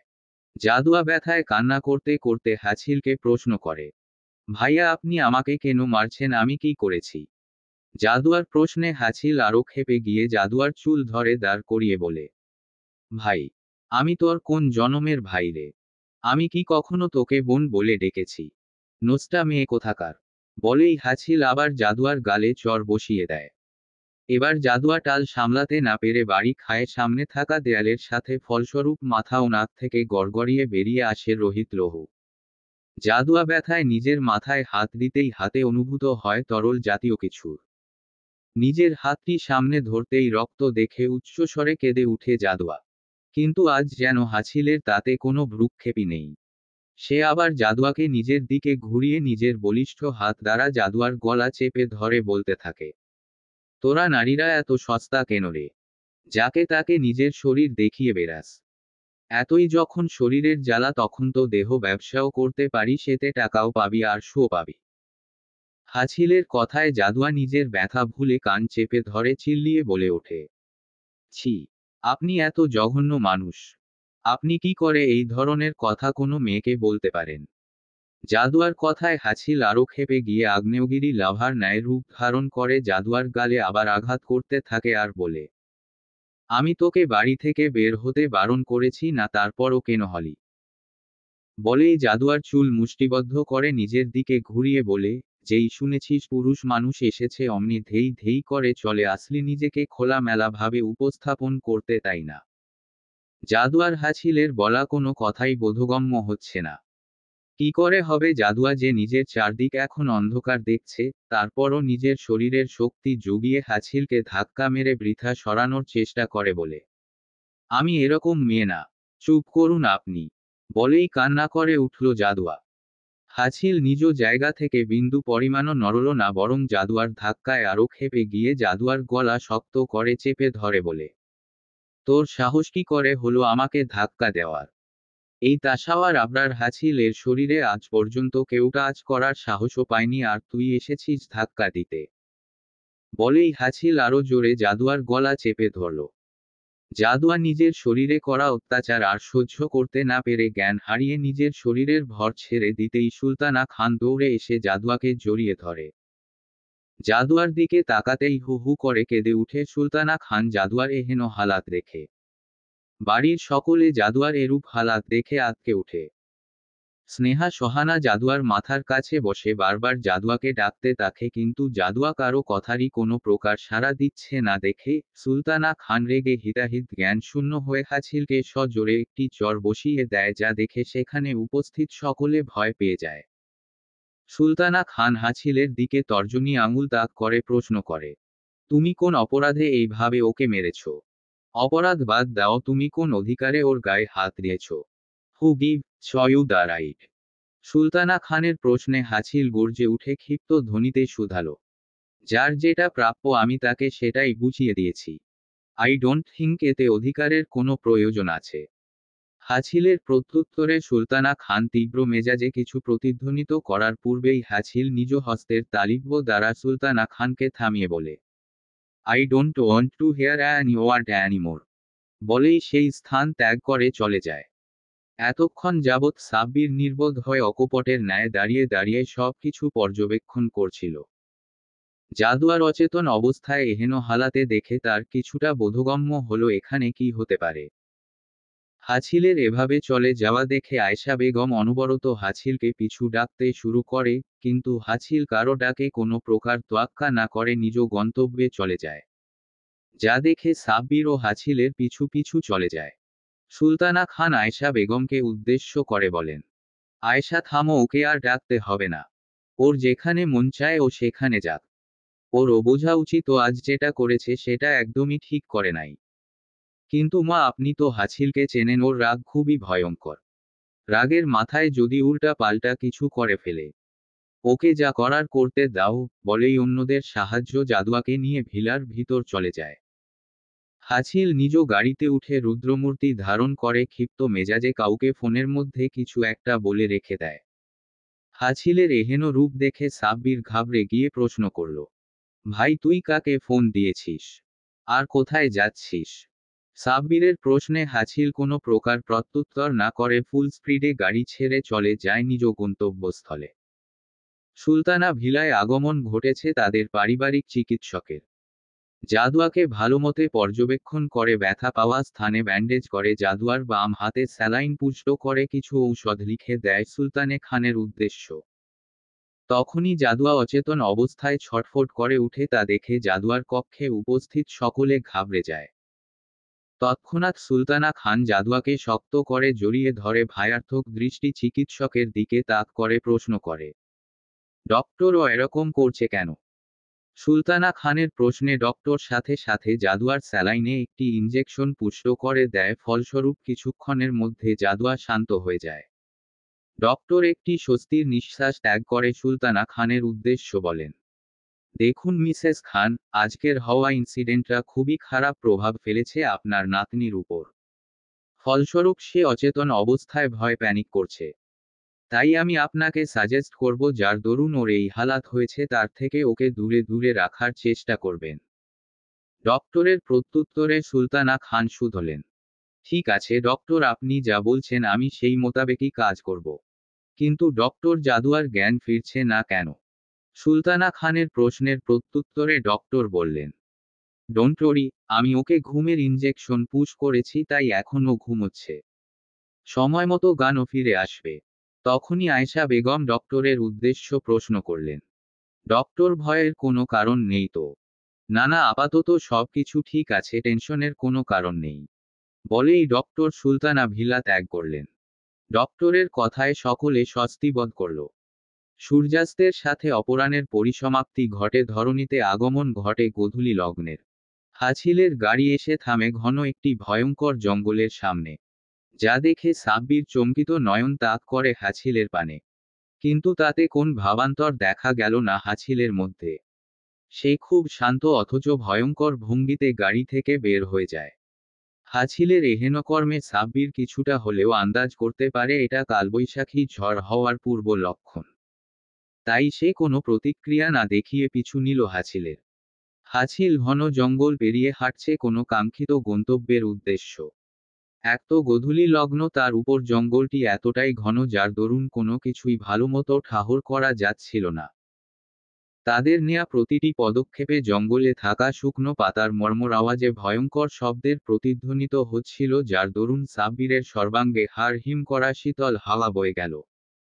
সাব্বির কাপা কাপা হাতে নিজের ফোনের ফ্ল্যাশ লাইটটি অন করে হাছিলের পিছু নিল। এই প্রথম সাব্বিরের কাছে হাছিলকে অদ্ভুত ঠেকল। কিছুক্ষণ পদচারণের পর তারা এসে থামল পুরনো একটি শ্যাওলা পড়া ভাঙ্গা বাড়ির সামনে। কেউ হয়তো ধারণাও করতে পারবে না এই গভীর অরণ্য থাকা এই অদ্ভুত বাড়িটির কথা। সাব্বিরের কিছুই বোধগম্য হচ্ছে না কেন হাছিলের আগমন ঘটল এখানে। আজ যেন সাব্বিরের অবাক হওয়ার দিন, সে কোনো মতেই নিজের অবাকতার রেশ কাটিয়ে উঠতে পারছে না। সাব্বিরের অবাকতার মাঝেই হাছিল প্রবেশ করে সেই বাড়িটিতে। সাব্বিরও কোনো সময় বায়না করে চলে যায় বাড়িটির মধ্যে অবস্থিত একটি কক্ষে, যেখানে হাছিলের পদচরণ পড়েছে। অন্ধকারাচ্ছন্নতায় ঘিরে রেখেছে সম্পূর্ণ কক্ষ, যা দেখে সাব্বির মনে মনে আওড়ায়। এই বাড়িটি যদি কেউ দেখে তাহলে ভাববেন এখানে হয়তো যুগ যুগ ধরে ভূত প্রেত আরামে সংসার করে যাচ্ছেন। কিন্তু হঠাৎ কোনো মানুষের আগমন ঘটেছে তাদের সুখের সংসারে ফাটল ধরাতে। কথাটি বলতেই সম্পূর্ণ কক্ষ জুড়ে পরিস্ফুটিত হয় লাইটের আলো, যার দরুন স্পষ্ট হয় সবকিছু। সাব্বির চোখ ঘুরে তাকাতেই চোখ, হাত, মুখ বাঁধা অবস্থায় থাকা ব্যক্তিটিকে দেখে ঘাবড়ে গিয়ে হাছিলের পানে নেত্র তাক করে। হাছিল তখনও ভাবলেশহীন ভাবে তাকিয়ে আছে অর্ধজ্ঞানে থাকা ব্যক্তিটির পানে। যার দরুন সাব্বির বুঝতে পারে এই ব্যক্তির এখানে উপস্থিতি হাছিলের জন্যই। তখনই হাছিল সাব্বিরের উদ্দেশ্য বলে, সাব্বির যা, ওর চোখ, মুখের বাঁধনগুলো খুলে দে। সাব্বির কোন প্রতিক্রিয়া না দেখিয়ে বেঁধে থাকা ব্যক্তির হাত মুখ খুলে দেয়, পরবর্তীতে কি ঘটে তা দেখার জন্য। বাঁধন মুক্ত হতেই ব্যক্তিটি চোখ খুলতেই সামনে পরিলক্ষিত হয় হাছিলকে। তা দেখে তিনি স্বস্তির নিঃশ্বাস ত্যাগ করে হাছিলের উদ্দেশ্য বলে, মিস্টার খান, আপনি আমাকে বাঁচাতে এসেছেন। জানেন আমি কি ভয়টাই যে পেয়েছিলাম। কারা যেন আমায় হাত মুখ বেঁধে এখানে নিয়ে এসে খুব মেরেছে। থাক সে কথা, আগে আপনি আমার হাত পায়ের বাঁধন খুলে দিন দ্রুত। আর তা না হলে ওরা আবার চলে আসবে। আসবে না, হাছিল প্রত্যুত্তর করে। হাছিলের প্রত্যুত্তরে লোকটি ভ্রুকুটি করে বলে, আসবে না মানে? আপনি কি করে জানেন? ওয়েট আ মিনিট, আপনি কি করে জানলেন আমি এখানে? লোকটির প্রশ্নে হাছিল নিজের মুখে একটি কুটিলতার হাসির রেখা টেনে লোকটির একদম নিকটে চলে যায়। বেঁধে থাকা চেয়ার দুটির হাতলে নিজ হস্তের ভর রেখে লোকটির কর্ণ বরাবর নতজানু হয়ে বলে, কারণ আমি সে যে তোমাকে এখানে নিয়ে এসেছে। হাছিলের প্রত্যুত্তরে লোকটি ভয়ে কেঁপে উঠে প্রশ্ন করে, কে কেন? আমি কি করেছি? লোকটির প্রশ্নে হাছিল উচ্চস্বরে ভয়ঙ্কর ভাবে হেসে বলে, কি করেছিস? তুই খুবই ভয়ঙ্কর অপরাধ করেছিস। তুই খান বাড়ির মেয়েদের উপর তোর ওই লোলুপ দৃষ্টি তাক করেছিস। খুবই বাজে ভাবে নিজের আকাঙ্ক্ষা জাহির করেছিস কারো দেহে। কি করে তোকে ছেড়ে দেই বল? তুই তো আমার রুহতে হাত, বাকি কথাটুকু না বলে এগুলোই কি যথেষ্ট না তোকে শাস্তি দেওয়ার জন্য? হাছিলের প্রত্যুত্তরে সাব্বিরের এখন সবকিছু পরিষ্কারভাবে বোধগম্য হচ্ছে, হাছিলের এরূপ ধারণ করার কারণ। তখনই হাছিলের গর্জে ওঠা বাণী লোকটির কর্ণকুহরে পৌঁছতেই ভয় ভয় বলে উঠে, মিস্টার খান, আপনি বোধহয় ভুলে যাচ্ছেন আমি কে। আপনি আমার বাবার ক্ষমতা সম্পর্কে খুব ভালো করেই জানেন। আমার যদি কিছু হয় তাহলে কিন্তু আপনিও ছাড় পাবেন না। আর তাছাড়া আমার কিছু হলে আপনারই অনেক বড় ক্ষতি হয়ে যাবে। আমাদের প্রজেক্টটি কিন্তু আমার অনুপস্থিতিতে বন্ধ হয়ে যাবে। তখন কিন্তু আপনি অনেক বড় লসের সম্মুখীন হবেন। লোকটির কথায় সাব্বির ও হাছিলের কর্ণকুহরের সামনে এসে বলে, হাছিল, উনি কিন্তু সঠিক কথাই বলছেন। এতে আমাদের সত্যিই অনেক ক্ষতির সম্মুখীন হতে হবে। সাব্বিরের কথায় হাছিল ভয়ঙ্কর ভাবে গর্জে উঠে বলে, তোদের কি মনে হয় আমার তাতে কিছু যায় আসে? হাছিলের গর্জনে লোকটি কেঁপে উঠে মনে মনে বলে, এ যা মানুষ, তাতে ভয় দেখিয়ে কোনো লাভ হবে না, উল্টো নিজের জীবনটাই হারাতে হবে। তার চেয়ে বরং ভেবেই উচ্চ শব্দে হাছিলকে বলে, মিস্টার খান, আমার ভুল হয়ে গেছে। আমার নিজের চোখকে সংযত করার দরকার ছিল। কিন্তু যেটা হয়ে গেছে তার জন্য এখন কিছু করলেও তো কোনো লাভ নেই বলুন। আপনি বরং আমাকে মাফ করে দিন। এরকমটা আর কখনোই হবে না। লোকটির কথায় হাছিল উচ্চস্বরে হেসে বলে, সেটা আমিও জানি, এরকমটা হওয়ার জন্য তো তোর চোখই থাকবে না। হাছিলের ধ্বনিতে লোকটি শিউরে উঠে কাপা কাপা কণ্ঠে বলে, মানে? লোকটির প্রশ্নে হাছিল কারো উদ্দেশ্য বলে, নিয়ে আয়। বলার সাথে সাথেই অন্য কক্ষ থেকে একটি লোক নিজের হাতে করে দুটি গরম লৌহদণ্ড এনে হাছিলের হস্তে ধরিয়ে দেয়। তা দেখে বন্দিদশায় থাকা লোকটি ভয়ে চিৎকার করে বলে উঠে, প্লিজ আমাকে ছেড়ে দিন, প্লিজ প্লিজ। আমি কথা দিচ্ছি আজকে ঘটে যাওয়া কোনো ঘটনা আমি কাউকে বলবো না, দয়া করে আমায় ছেড়ে দিন। লোকটির করা আকুতি মিনতিতে হাছিলের পাথরের ন্যায় হৃদয় গলল না বিন্দু পরিমাণও। ছোটার জন্য লোকটির করা অনবরত ছটফটানির মধ্যেই হাছিল নিজ হস্তে থাকা লৌহদণ্ড দুটি তীব্র বেগে বসিয়ে দিল লোকটির দুনেত্রে। লোকটি ব্যথার আর্তনাদে করুণ স্বরে চিৎকার করে উঠল, তখনই হাছিল লোকটির জিভ একটানে কেটে দিল ধারালো ছুরির মাধ্যমে। গড়গড়িয়ে রোহিত লহুর ধারায় ভিজে গেল লোকটির সর্বাঙ্গ। হাছিল নিজের হাতে থাকা ধারালো ছুরির মাধ্যমে লোকটির হাত শক্ত করে চেপে ধরে এক এক করে দুহস্তের সবকটি আঙ্গুল কেটে দিল। জিভ কেটে দেওয়ার দরুন লোকটি ব্যথায় আর্তনাদ ছাড়া অন্য কোনো ধ্বনি বের করতে পারল না নিজ মুখ থেকে। ব্যথার অসহনীয় যন্ত্রণা আর সহ্য করতে না পেরে লোকটি অর্ধমৃত মানুষের ন্যায় অচেতন হয়ে পড়ল। তখনই হাছিল সেখানে উপস্থিত কিছু ছেলেকে বলল, একে নিয়ে গভীর অরণ্যে ফেলে দিয়ে আয়। যদি ভাগ্য ভালো হয় তাহলে বেঁচে যাবে, আর খারাপ হলে জংলি জন্তুর পেটে যাবে। বলেই হাছিল একটি রুমালের সাহায্য নিজ হস্ত মুছতে মুছতে চলে যায় নিজ গাড়ির উদ্দেশ্য। এতক্ষণে ঘটে যাওয়া সকল ঘটনা দেখে হতো বিহ্বল হয়ে অকপট ভাবে দাঁড়িয়ে থাকে সাব্বির। মনে মনে ভাবে, এ আমি কাকে দেখছি? ও কি সত্যিই তাসাওয়ার আবরার হাছিল? এতদিন যাবৎ আমি ওর সাথে আছি, এত নির্দয় ভাবে তো হাছিল কখনো কাউকে মারেনি। তাহলে আজ কেন? আর সামান্য কোনো নারীজৃত কারণে ও কাউকে মারার মতো মানুষ নয়। নারী ঘটিত কোন কাজে আজ অবধি হছিল নিজের মাথা ঘামায়নি, তাহলে আজ কেন? ওহ, আমি আর কিছু ভাবতে পারছি না। এরূপ চিন্তাভাবনার মাঝেই ডাক পড়ল হাছিলের। সাব্বির, তুই কি যাবি? নাকি তোকে রেখেই চলে যাব? হাছিলের ডাকে সম্বিত ফিরে পায় সাব্বির দ্রুত পদচারণে গিয়ে গাড়িতে বসতেই সাব্বিরের করুণ হালাত দেখে হাছিল সং গাড়ি চালায় নিজ গন্তব্যের উদ্দেশ্যে। সাব্বির তখনও নির্বাক। সাব্বিরের নিজের নির্বাকতা কাটিয়ে নিজ বক্ষে সাহস সঞ্চার করে হাছিলকে প্রশ্ন করে, ভাই, তুই কি জাদুয়াকে পছন্দ করিস?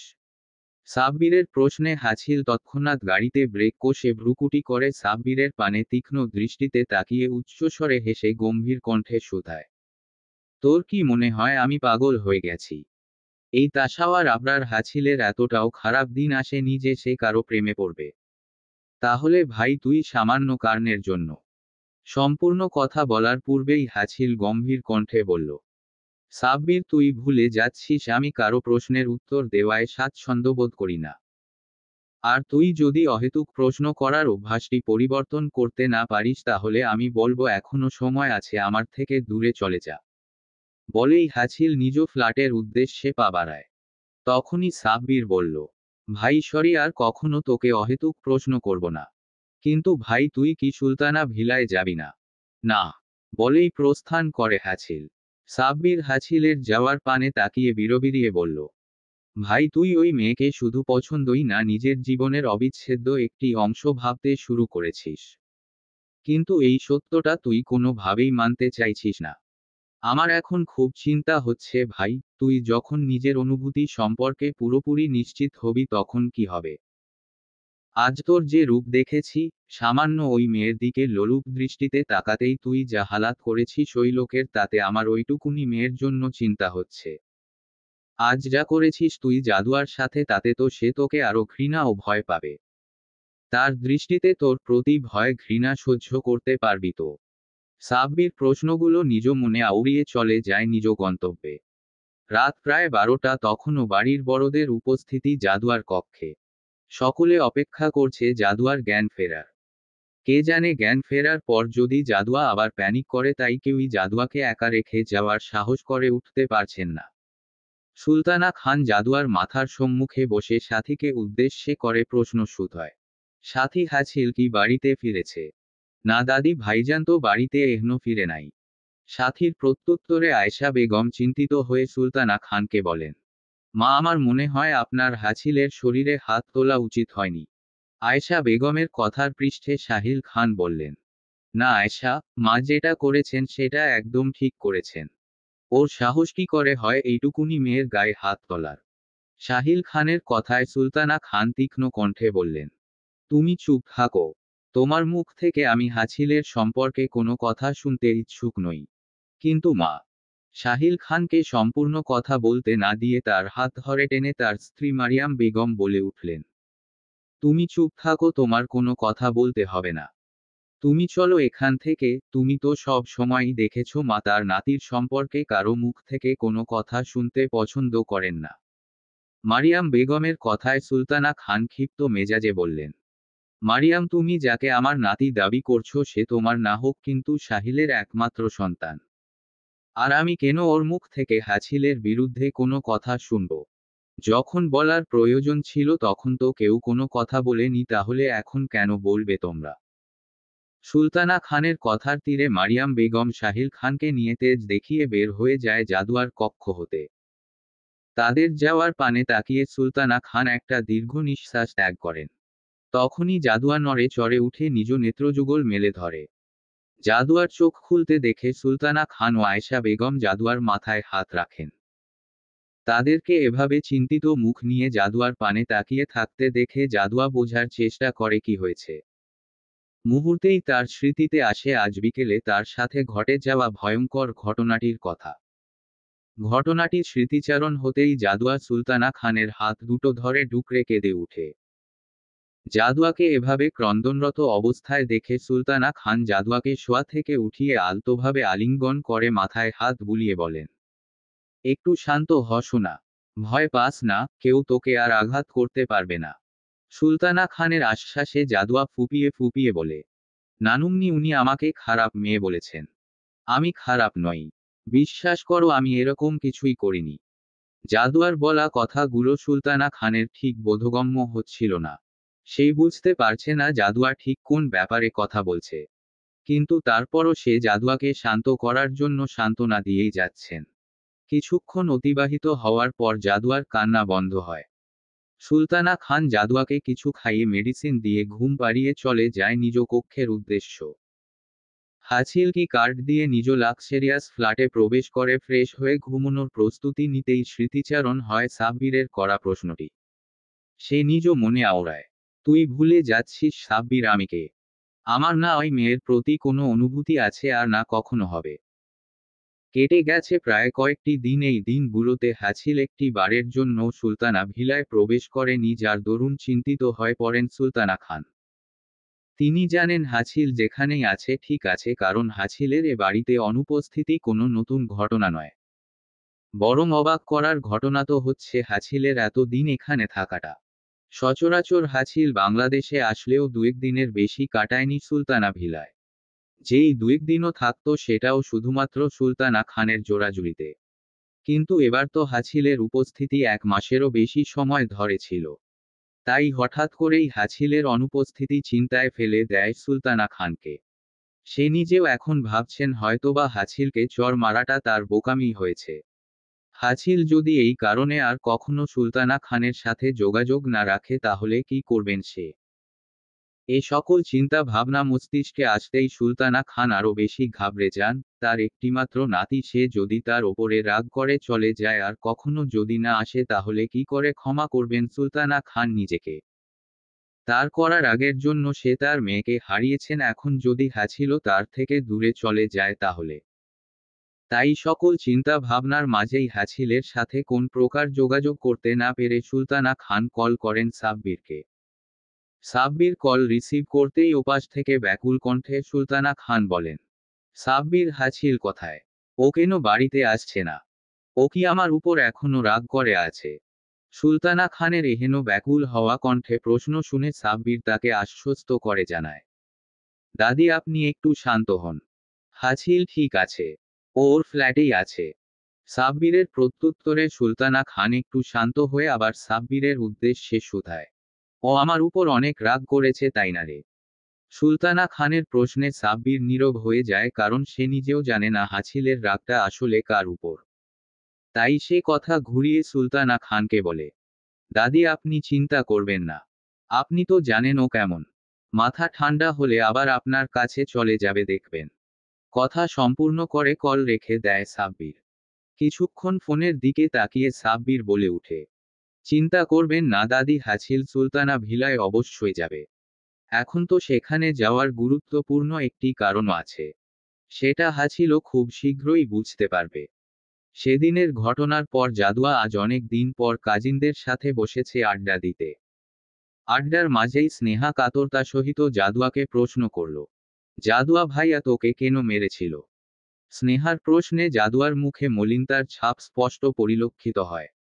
সোহানা জাদুয়ার মুখের ভাব পরিবর্তিত হতে দেখে স্নেহাকে চোখের ইশারায় জাদুয়াকে দেখিয়ে বলে উঠে, এই সকল কথা বাদ দে, তার চেয়ে বরং জাদুয়া তোর পড়াশোনার কি খবর তাই বল।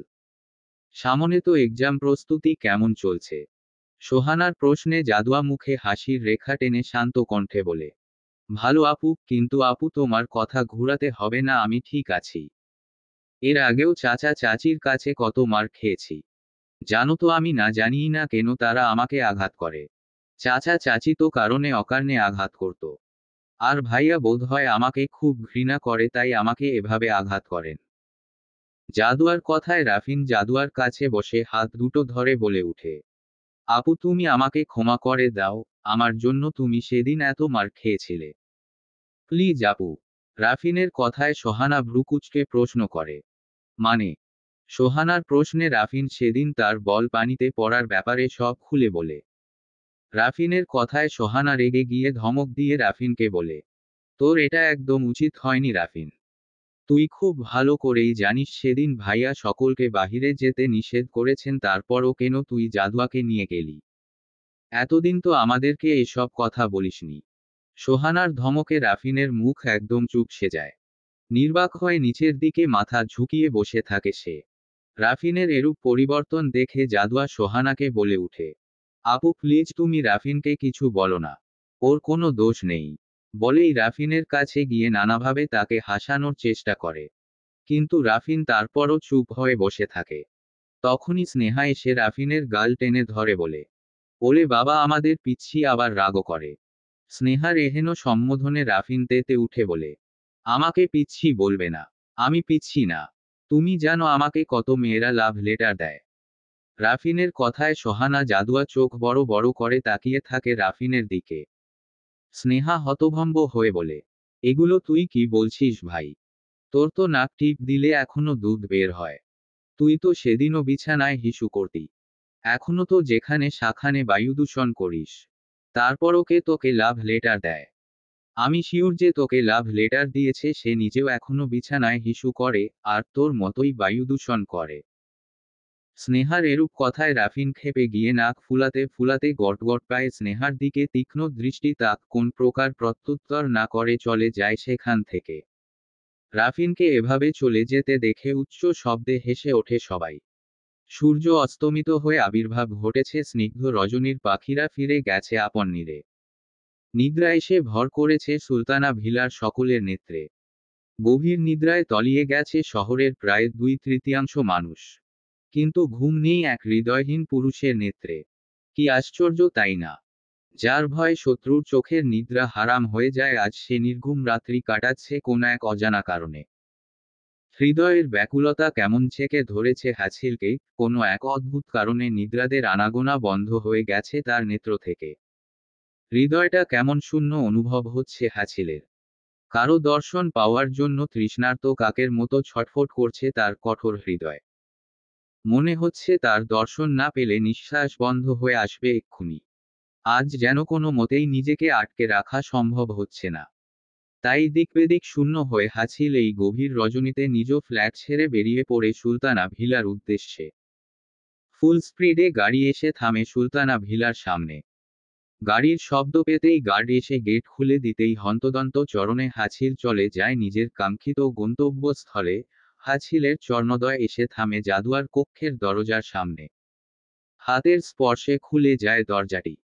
ধীর পদচারণে হাছিল প্রবেশ করে জাদুয়ার কক্ষে। ফেইরি লাইটের আলোয় হাছিলের আখিদয় পরিস্ফুটিত হয় এক অগোছালো কিশোরীর মোহনীয় রূপ। মোহগ্রস্তের ন্যায় হাছিল এগিয়ে যায় জাদুয়ার সম্মুখে। নিজের অবাধ্য নেত্রের বিচরণ চলায় জাদুয়ার রন্ধ্রে রন্ধ্রে। অবাধ্য নেত্রযুগল কেন জানি আজ হাছিলের ঘোর বিরোধিতা জানাচ্ছে নিজের নেত্রকে সংযম করতে। অদ্ভুতভাবে হাছিলের অস্থিরতা কেটে গেছে এই অপছন্দনীয় নারীর দর্শনে। কেমন প্রশান্তি ছেয়ে গেছে নিজের বক্ষ জুড়ে। হাছিল নেশাগ্রস্তের ন্যায় জাদুয়ার একদম নিকটে গিয়ে হাঁটু ভাঁজ করে বসে জাদুয়ার মুখশ্রী বরাবর। আজ যেন হাছিল নিজের নেত্র দ্বারা জাদুয়াকে ভস্ম করে দেয়ার প্রতিযোগিতায় নেমেছে। নিজের অবাধ্য নেত্রের বিচরণে ছুঁয়ে দিচ্ছে জাদুয়ার সর্বকা।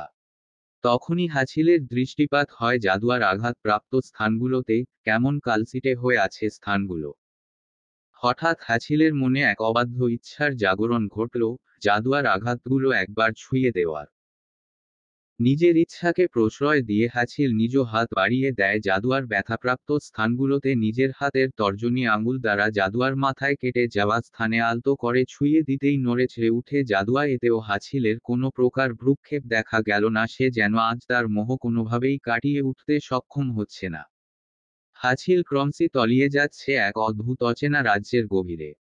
সে সব কিছু ভুলে তর্জনী নিয়ে যায় জাদুয়ার কালসিটে হয়ে যাওয়া ঠোঁটের কোণে। সেখানটায় আলতো করে ছুঁয়ে দিয়ে আনমনেই হিসহিসিয়ে রবীন্দ্রনাথ ঠাকুরের একটি কবিতার কিছু লাইন বলে উঠে, যখন থাকে অচেতনে এ চিত্ত আমার, আঘাত সে যে পরশ তব, সেই তো পুরস্কার। হাছিলের ছোঁয়ায় জাদুয়া ঘুমের ঘোরে নড়ে উঠে নিজের হাত রাখে হাছিলের হাতের উপর। জাদুয়ার হাতের স্পর্শ নিজ হাতে অনুভূত হতেই হাছিল জাদুয়ার হাতটি আলতোভাবে মুষ্টিবদ্ধ করে নিজ হাতের অন্তরালে। জাদুয়ার হাতটি হ্যাছিলের নিকট এতটাই কোমল অনুভূত হলো যার দরুন তার মনে হলো আর একটু শক্ত করে ধরলেই বোধ হয় হাতটি ভেঙে যাবে।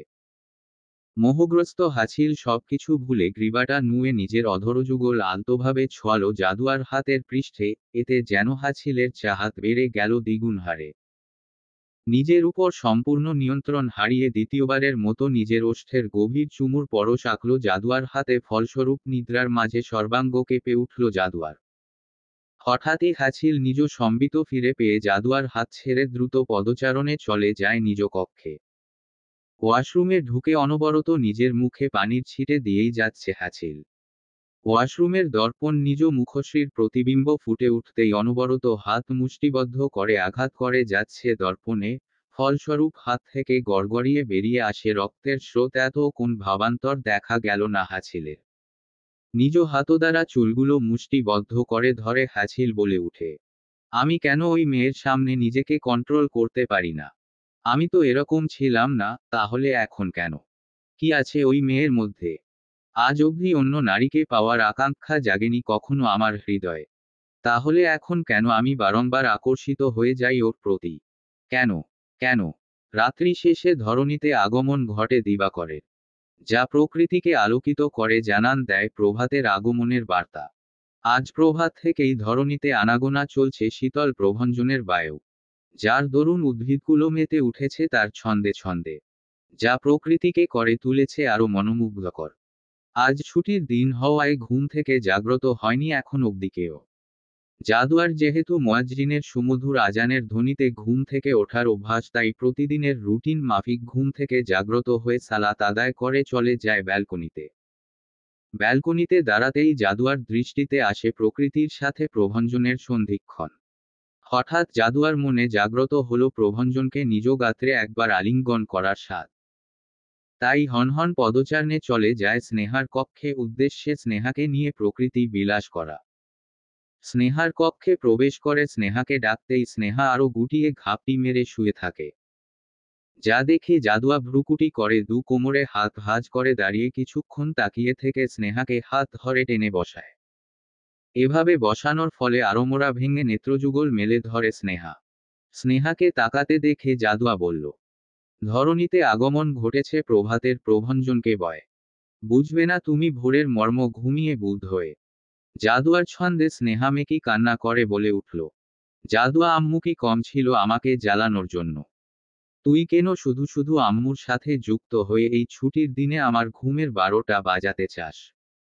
স্নেহার কথায় জাদুয়া স্নেহাকে টেনে বারান্দায় দাঁড় করিয়ে বাহিরে ইশারা করে বলল, দেখো আপু, আজ প্রকৃতিকে কত মনোমুগ্ধকর লাগছে। জাদুয়ার কথায় স্নেহা ভ্রু কুঁচকে বলে, তুই কি প্রকৃতি দেখাতে আমাকে ঘুম থেকে উঠিয়েছিস? চলো আজ সকাল সকাল প্রকৃতি বিলাস করা যাক। স্নেহা জাদুয়াকে কিছু বলার পূর্বেই জাদুয়া স্নেহাকে ঠেলে পাঠিয়ে দেয় ওয়াশরুমের মধ্যে। স্নেহা ফ্রেশ হয়ে বেরোতেই জাদুয়া স্নেহাকে নিয়ে চলে যায় বাড়ির গার্ডেন এরিয়াতে। গার্ডেন এরিয়াতে টাঙানো ফুলের দলনায় ধপাত করে বসে পড়ে জাদুয়া। স্নেহা পিছন থেকে ধাক্কা দিতেই উৎফুল্লের ন্যায় আঁখি দুটি বন্ধ করে পা দুটোকে মৃত্তিকা থেকে উপরে তুলে উপভোগ করতে থাকে নিজের দেহের সাথে প্রভঞ্জনের সন্ধিকে। আপনা আপনিই জাদুয়ার মুখে ফুটে উঠে প্রশান্তির এক মণিমুগ্ধকর হাসি। জাদুয়াকে এভাবে মুগ্ধ হয়ে সবকিছু উপভোগ করতে দেখে স্নেহা মনে মনে বলে, মেয়েটা কি আজব, অল্পতেই সবকিছুতে কিভাবে নিজের সুখ খুঁজে নেয়। এরকম প্রকৃতি প্রেমীও যে আছে তা একে না দেখলে কেউ বিশ্বাসই করবে না। জাদুয়ার এভাবে প্রকৃতি বিলাস দূর থেকে তীক্ষ্ণ দৃষ্টিতে পর্যবেক্ষণ করছে কেউ একজন। চোখ দুটোতে তার রক্তিম আভা ছড়িয়ে ছিটিয়ে আছে। থাকবে নাইবা কেন নিদ্রাদের সাথে যে তার সন্ধি বিচ্ছেদ হয়েছে। মন মস্তিষ্কের সাথে যে সে বোঝাপড়া করছে। বোঝার চেষ্টা করছে তার সাথে কি ঘটছে, কেন ঘটছে। যতবার এই প্রশ্ন হাছিল নিজেকে করেছে ততবার মন মস্তিষ্ক আলাদা আলাদা উত্তর দিচ্ছে। মন মস্তিষ্কের যুদ্ধে হাছিল মস্তিষ্ককে বিজয়ী ঘোষণা করে বারান্দায় বসে বসে রাত থেকে নিজের গিটারে সুর তুলছে। সকাল সকাল জাদুয়ার হাস্যরত মুখশ্রীটি দর্শন হতেই আনমনেই হাছিল নিজের গিটারের সুর তুলে গেয়ে উঠে। প্রকৃতি বিলাস শেষে ভিলায় ফিরে যায় জাদুয়া। স্নেহা আয়েশা বেগম স্নেহাকে দেখে চক্ষু চড়কগাছ করে স্নেহাকে শুধায়, কিরে, তোকে আবার ভূতে ভর করলো নাকি? তুই আমার মেয়ে তো। আয়েশা বেগমের প্রশ্নে স্নেহা কিছু বুঝতে না পেরে অবাক হয়ে জিজ্ঞেস করে, মানে? না, আসলে তোকে তো কেউ ছুটির দিনে টেনেও 12টার আগে উঠাতে পারে না। তাই হঠাৎ তোকে দেখে মনে হলো তোকে আবার। আয়েশা বেগমের কথায় স্নেহা মেকি রাগ দেখিয়ে বলে, ঘুমোতে আর পারলাম কই, তোমার শিষ্য আছে না, সে কি আর আমাকে শান্তিতে ঘুমোতে দিবে?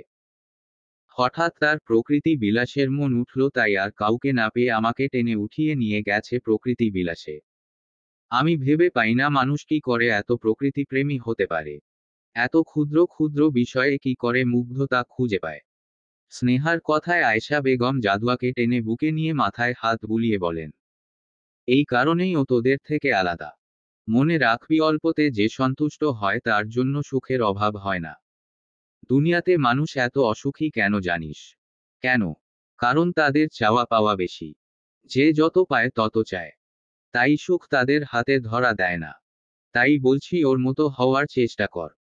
আয়েশা বেগমের কথায় স্নেহা ড্রয়িং রুমের সোফায় বসে দীর্ঘশ্বাস ছেড়ে বলে ওঠে, হ্যাঁ হ্যাঁ বুঝেছি, আর বলতে হবে না। বলেই টিভি অন করে টিভি দেখায় মনোনিবেশ করল। স্নেহার দিকে তাকিয়ে আয়েশা বেগম হতাশার নিঃশ্বাস ত্যাগ করে পা বাড়ায় কিচেন রুমের দিকে। তখনই জাদুয়া বলে উঠল, ছোট মামি, আজ আমি নাস্তা বানাই সবার জন্য। জাদুয়ার কথার প্রত্যুত্তরে আয়েশা বেগম বললেন, না মা, এখনো তুই ছোট, হাত পুড়িয়ে ফেলতে পারিস। আয়েশা বেগমের চিন্তিত হয় কথা বলার মধ্যেই জাদুয়া বলল, ছোট মামি তুমি চিন্তা করো না, কিছুই হবে না। জানো তো, আমি যখন চাচা চাচির সাথে ছিলাম তখন তো শুধু রান্না নয়, ঘরের সব কাজ করেছি। জাদুয়ার কথায় আয়েশা বেগম মুখ মলিন করে জাদুয়ার হাত দুটো নিজ হাতে মুষ্টিবদ্ধ করে শুধায়, তুই অনেক কষ্ট করেছিস তাই না রে মা? তোর তাদের উপর রাগ হয় না? আয়েশা বেগমের কথায় জাদুয়া মুখে হাসি ফুটিয়ে বলল, না মামি, আমার তাদের উপর কোনো রাগ নেই। এখন তো আমি অনেক ভালো আছি। তাহলে পুরনো স্মৃতি কেন মনে রাখব?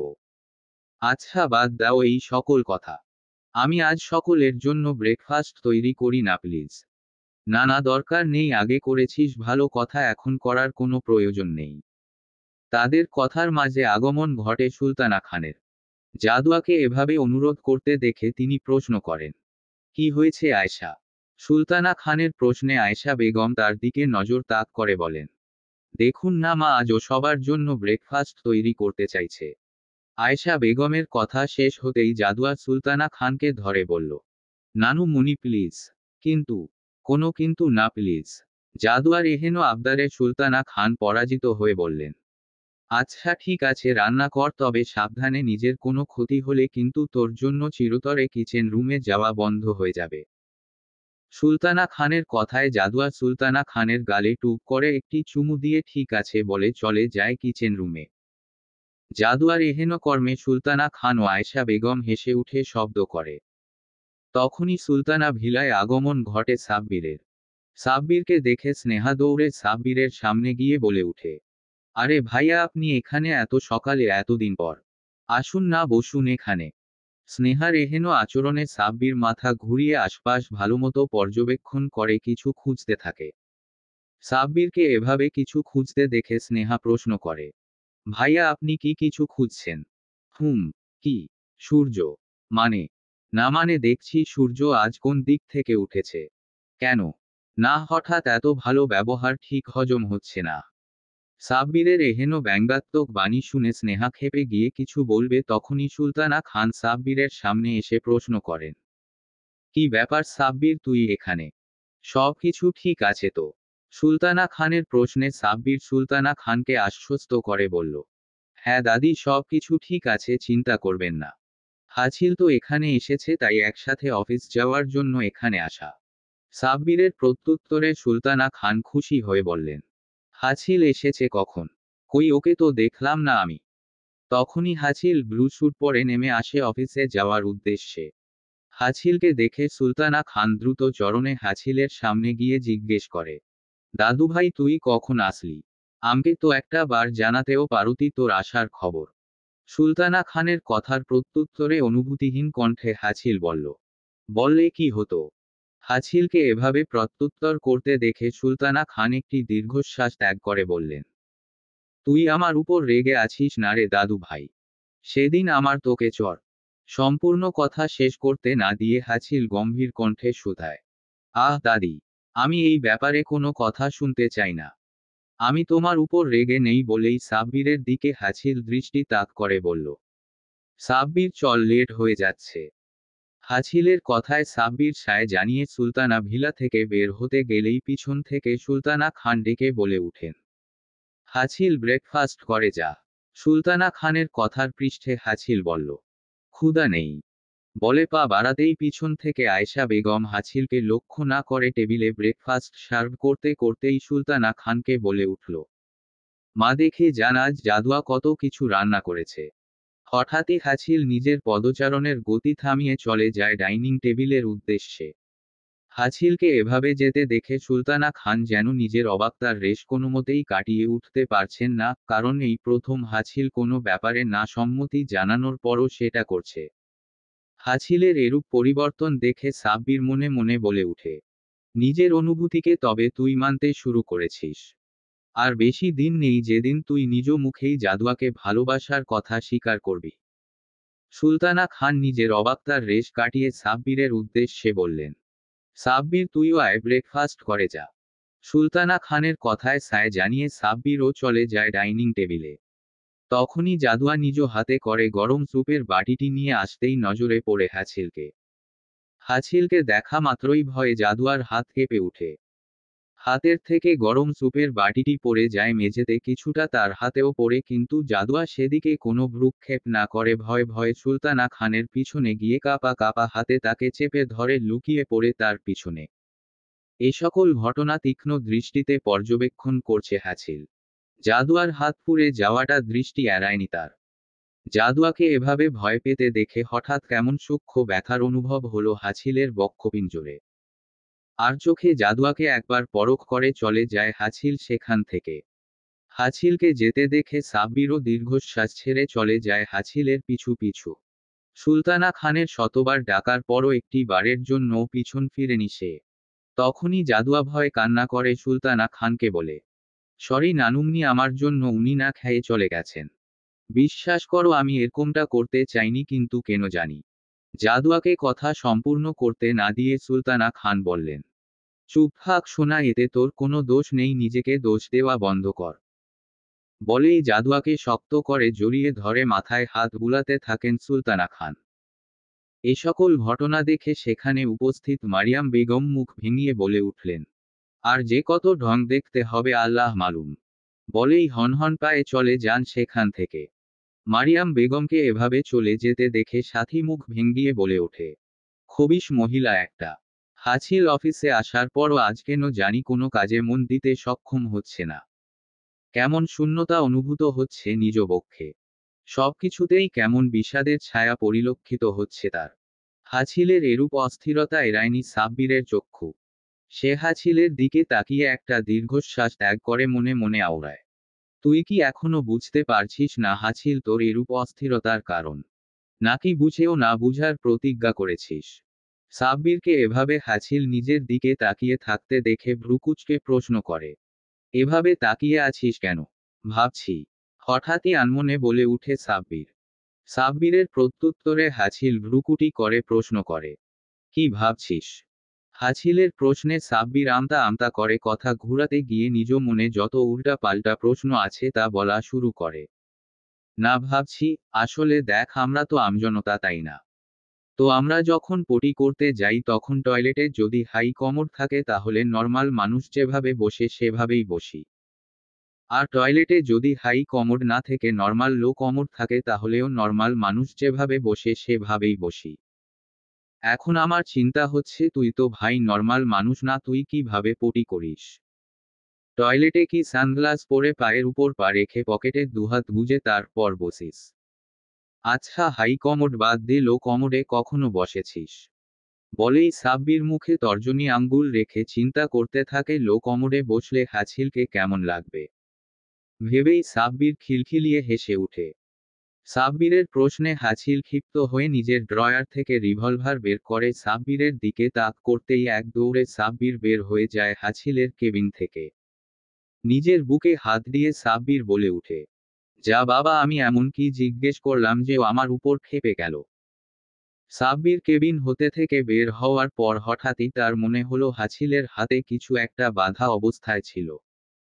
কিন্তু কি সেটা বুঝতে না পেরে বুকে সাহস সঞ্চার করে আবার নিজ পদচারণ ফেলায় হাছিলের কেবিনের উদ্দেশ্যে। কেবিনে প্রবেশ করতেই হাছিল সাব্বিরকে দেখে ভ্রুকুঁচকে প্রশ্ন করল, আবার নিশ্চয়ই কোনো উদ্ভট প্রশ্ন করতে আসছিস? হাছিলের কথায় সাব্বির হতাশার নিঃশ্বাস ত্যাগ করে। তোর কাছে আমার সব কথা উদ্ভট কেন মনে হয় বলতো? আমি তো শুধুমাত্র তোর পড়ি। সাব্বিরকে কথা সম্পূর্ণ করতে না দিয়ে, এই বিষয়ে যদি তুই আর একটা কথা বলিস, বিশ্বাস কর আমি তোকে শুট করে দিব। আচ্ছা আচ্ছা, আর বলবো না। তোর ডান হাতটা দেখি। হাছিল ভ্রুকুটি করে। কেন? আরে দেখা না। না, যা নিজের কাজ কর গিয়ে। সাব্বির হাছিলের কথায় কোনো প্রতিক্রিয়া না করে একদম হাছিলের নিকটে গিয়ে ডান হাতটা তুলতেই নজরে পড়ে হাছিলের ব্যান্ডেজ করা হাত। সাব্বির আঁতকে উঠে প্রশ্ন করল, হাছিল, কি হয়েছে তোর হাতে? কিভাবে কেটেছে? সাব্বিরের প্রশ্নে হাছিল নিজ হাত ঝাপটা মেরে ছাড়িয়ে বলল, কিছু হয়নি। যা নিজের কাজ কর গিয়ে। কিছু হয়নি মানে? দেখেই বোঝা যাচ্ছে অনেক গভীর ক্ষত। সাব্বিরের প্রশ্নে হাছিল বিরক্ত হয়ে বলল, কানের সামনে মহিলা মানুষের মতো ঘ্যান ঘ্যান করিস না তো। এক্ষুনি এখান থেকে যা, আর তা না হলে রিভলভার তোর মাথায় উঠাতে দুবার ভাবব না। হাছিলের কথায় সাব্বির আফসোস করতে করতে বেরিয়ে যায় কেবিন থেকে। গোধূলিলগ্ন শেষ হতেই হাছিল ফিরে আসে সুলতানা ভিলায়। হাছিলের আগমনে শুনশান নীরবতা ছেয়ে যায় পুরো ড্রয়িং রুম জুড়ে। হাছিলকে দেখার সাথে সাথে জাদুয়া সোহানার পিছনে গিয়ে কাপা কাপা হাতে শক্ত করে ধরে দাঁড়িয়ে থাকে। হাছিল জাদুয়াকে একবার আর চোখে পরখ করে নিয়ে চলে যায় নিজ কক্ষে। নিজ কক্ষে প্রবেশ করে হাছিল দর্পণের সামনে দাঁড়িয়ে চিৎকার করে বলে উঠে, কেন আমার খুব কষ্ট হচ্ছে তোর চোখে আমার জন্য ভয় দেখে। কেন ভয় পাচ্ছিস তুই আমায়? সেদিনের ঘটনার জন্য? যদি তাই হয় তাহলে তোর আমাকে ভয় পাওয়াই উচিত, কারণ আবার যদি একই ঘটনার পুনরাবির্ভাব ঘটে তাহলে এর থেকেও কঠিন শাস্তি তুই আমার থেকে পাবি। ডিনারের জন্য ডাইনিং টেবিলে আজ সকলের উপস্থিতি পরিলক্ষিত। অপেক্ষা শুধু হাছিলের আগমনের। হাছিল আসতেই আয়েশা বেগম সকলকে খাবার সার্ভ করে দিলেন। তখনই সুলতানা খানের দৃষ্টিপাত হলো হাছিলের কাটা হাতের উপর। তিনি চিন্তিত হয়ে আঁতকে উঠে হাছিলের হাতটি ধরেই জিজ্ঞেস করলেন, তোর হাতে কি হয়েছে? সুলতানা খানের প্রশ্নে সকলে হাছিলের দিকে তাকাতেই নয়নে নয়ন মিলল হাছিল জাদুয়ার। সাথে সাথে ভয়ে জাদুয়া নিচে নামিয়ে ফেলল নিজ আখি যুগল। সুলতানা খানের প্রশ্নে হাছিল জাদুয়ার দিকে এক ধ্যানে তাকিয়ে থেকে দায়সারাভাবে প্রত্যুত্তর করল, ভাঙা কাচে হাত কেটেছে দাদি। হাছিলের প্রত্যুত্তরে সুলতানা খান আফসোসের সহিত বললেন, একটু সাবধানে থাকবি না? এখন কি করে খাবি তুই? আমি জানি তুই কারো হাতে খাওয়া পছন্দ করিস না, কিন্তু নিজের হাতের এই অবস্থায় কি করে খাবি? তার চেয়ে বরং আমি আজ তোকে খাইয়ে দেই। সুলতানা খানের কথায় জাদুয়া আবারও হাছিলের দিকে তাকাতেই একই ঘটনার পুনরাবৃত্তি ঘটে। কারণ হাছিল তখনও তাকিয়ে ছিল জাদুয়ার দিকে। তাকিয়ে থেকেই হাছিল সুলতানা খানকে বলল, না দাদি, তার কোনো প্রয়োজন নেই। এইটুকুনি হাত কাটায় আমার কিছুই হবে না। যাও তুমি খেতে বসো। হাছিলের কথায় সুলতানা খান আর কোনো প্রত্যুত্তর না করে চলে যায় নিজ স্থানে। তখনই রেদওয়ান খান সকলকে উদ্দেশ্যে করে সুলতানা খানকে বললেন, মা, আমার বিজনেস পার্টনার সোহেলের কথা তোমার মনে আছে? রেদওয়ান খানের কথায় সুলতানা খান একটু ভেবে বললেন, হ্যাঁ হ্যাঁ, মনে আছে। কিন্তু হঠাৎ ওনার কথা জিজ্ঞেস করছিস কেন? সবকিছু ঠিক আছে। আরে হ্যাঁ মা, সবকিছু ঠিক আছে। উনি ওনার ছেলে রাদিফের জন্যে আমাদের সোহানাকে পছন্দ করেছেন। এখন তুমি যদি সায় দাও তাহলে কাল আমি ওনাদের এখানে আসতে বলি। রেদওয়ান খানের কথায় সুলতানা খান একটা মুচকি হাসি দিয়ে বললেন, আমার কথার সায় না নিয়ে তুই বরং সোহানার কাছ থেকে জেনে নে এই ব্যাপারে ওর কি মতো। সুলতানা খানের কথায় জাদুয়া স্নেহা সোহানাকে আলতোভাবে ধাক্কা দিয়ে চোখের ইশারায় কিছু জানতে চায়। সোহানা লাজে লাল হয়ে নিচের দিকে নতজানু হয়ে রয়।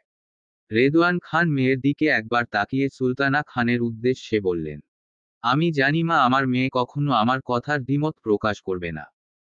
রেদওয়ান খানের কথায় সুলতানা খান সায় জানিয়ে বললেন, তাহলে বল সকলকে কাল আসতে। সুলতানা খানের কথার প্রত্যুত্তরে রেদওয়ান খান মুচকি হাসি দিয়ে সায় জানালেন। তখনই জাদুয়া স্নেহা ডাইনিং টেবিলেই বসেই খুশিতে সোহানাকে জড়িয়ে ধরে। সকলে ওদের পাগলামি দেখে হেসে উঠে। হাছিল জাদুয়াকে এভাবে খুশি হতে দেখে জাদুয়ার দিকে তাকিয়ে মনে মনে আওড়ায়, আমাকে দেখলে তো বাংলার পাঁচের মতো মুখটি করে রাখে, আর এখন দেখো হাসি যেন মুখ থেকেই সরছে না। মনে তো হচ্ছে বিয়েটা ওর নিজেরই। অন্যজনের সাথে জাদুয়ার বিয়ের কথা হাছিলের মস্তিষ্কে সাড়া দিতেই হাত দুটো শক্ত করে মুষ্টিবদ্ধ করে তীক্ষ্ণ দৃষ্টিতে জাদুয়ার দিকে তাকিয়ে থেকে মনে মনে বলে, তুই খুশি হোস বা কষ্ট পাস, তোর বিয়ে আমি কারো সাথেই হতে দিব না। প্রয়োজন হলে তোকে মেরে মাটিতে পুঁতে দিব, কিন্তু অন্য কারো কোনোদিনও হতে দিব না। হঠাৎই হাছিল নিজের করা চিন্তায় অবাক ও বিরক্ত দুটোই হলো। তার মনে এই ধরনের চিন্তার আবির্ভাবের কারণ খুঁজে পেল না সে। তাই নিজের উপর বিরক্ত হয়ে ডাইনিং টেবিল থেকে হনহনিয়ে চলে যায়। হাছিলের চলে যাওয়ার দিকে তাকিয়ে সুলতানা খান বললেন, হাছিল খাবারটুকু শেষ করে যা। না দাদি, আমার আর খেতে মন চাইছে না বলেই চলে যায় সেখান থেকে। নিদ্রা আল্লাহ প্রদত্ত একটি নিয়ামত, কারণ এই নিদ্রা কারো খুব সহজেই চলে আসে, আবার কারো হাজার চেষ্টায়ও ধরা দেয় না। যেমন গভীর রজনীতে চিন্তাবিহীন নিদ্রার গভীর রাজ্যে পাড়ি দিয়েছে জাদুয়া। অন্যদিকে কোনো মতেই নিদ্রার আনাগোনা নেই হাছিলের নেত্রে। এই মেয়েটার সাথে দেখা হওয়ার পর থেকেই নিদ্রা যেন লুকোচুরি খেলছে হাছিলের সাথে। আজও হাছিল জাদুয়ার কক্ষের দরজার সামনে একটি বার্ন ওয়েনমেন্ট হাতে দাঁড়িয়ে আছে। দরজায় হালকা স্পর্শ করতেই খুলে যায় দরজাটি। দরজাটি খুলে যেতে দেখে হাছিল বিড়বিড়িয়ে বলে, মেয়েটা এত বেখেয়ালি কেন? কখনোই নিজের দরজা লাগিয়ে ঘুমোয় না। বলতে বলতেই চলে যায় হাছিল জাদুয়ার কক্ষে। ঠিক আগের মতোই অগোছালো হয়ে মোহনীয় রূপে ঘুমিয়ে আছে জাদুয়া। জাদুয়ার উপর হাছিলের নজর পড়তেই জিহ্বার অগ্রভাগে এক গাল ঠেলে ওষ্ঠ বাঁকিয়ে মনের অজান্তেই হেসে উঠে হাছিল। শব্দহীন চরণে জাদুয়ার নিকটে এগিয়ে গিয়ে হাঁটু ভাঁজ করে জাদুয়ার মুখশ্রী বরাবর বসে নিজের মুখের শীতল হাওয়ার মাধ্যমে ফু দিয়ে জাদুয়ার এলোমেলো হয়ে পড়ে থাকা চুলগুলোকে সরিয়ে দেয় হাছিল। ঘুমন্ত জাদুয়ার নিজের মুখে শীতল হাওয়া অনুভূত হতেই নড়েচড়ে উঠে। হাছিল একবার ভালো করে জাদুয়াকে পরখ করে নিয়ে জাদুয়ার কোমল হাতটি নিজ হাতে নিয়ে আলতোভাবে জাদুয়ার পুড়ে যাওয়া আঙুলে বার্ন ওয়েনমেন্ট লাগিয়ে আবার সাবধানে রেখে দেয় জাদুয়ার হাতটি। হাছিল আর বিলম্ব না করে প্রস্থান করে জাদুয়ার কক্ষ হতে।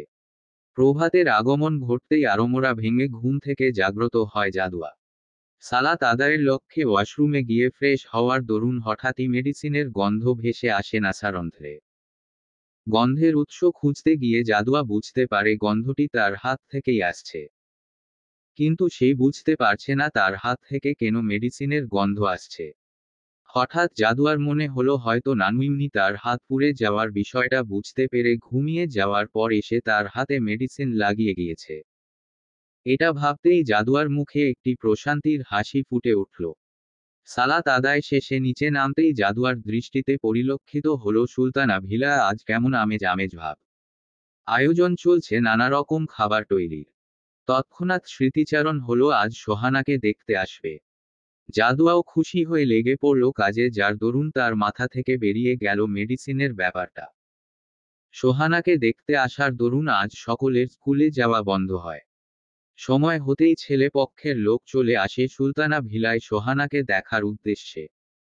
সুলতানা ভিলায় তাদের আগমন ঘটতেই সকলে সাদরে আমন্ত্রণ জানায় তাদের। ড্রয়িং রুমে বসতেই এক এক করে তৈরিকৃত খাবার পরিবেশন করা হয় তাদের সামনে।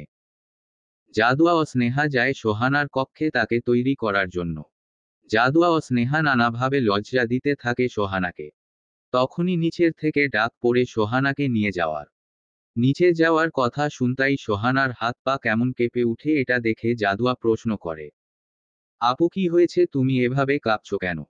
জাদুয়ার প্রশ্নে সোহানা শুকনো ঢোক গিলে বলল, জানি না রে, আমার কেমন যেন ভয় লাগছে তাদের সামনে যেতে।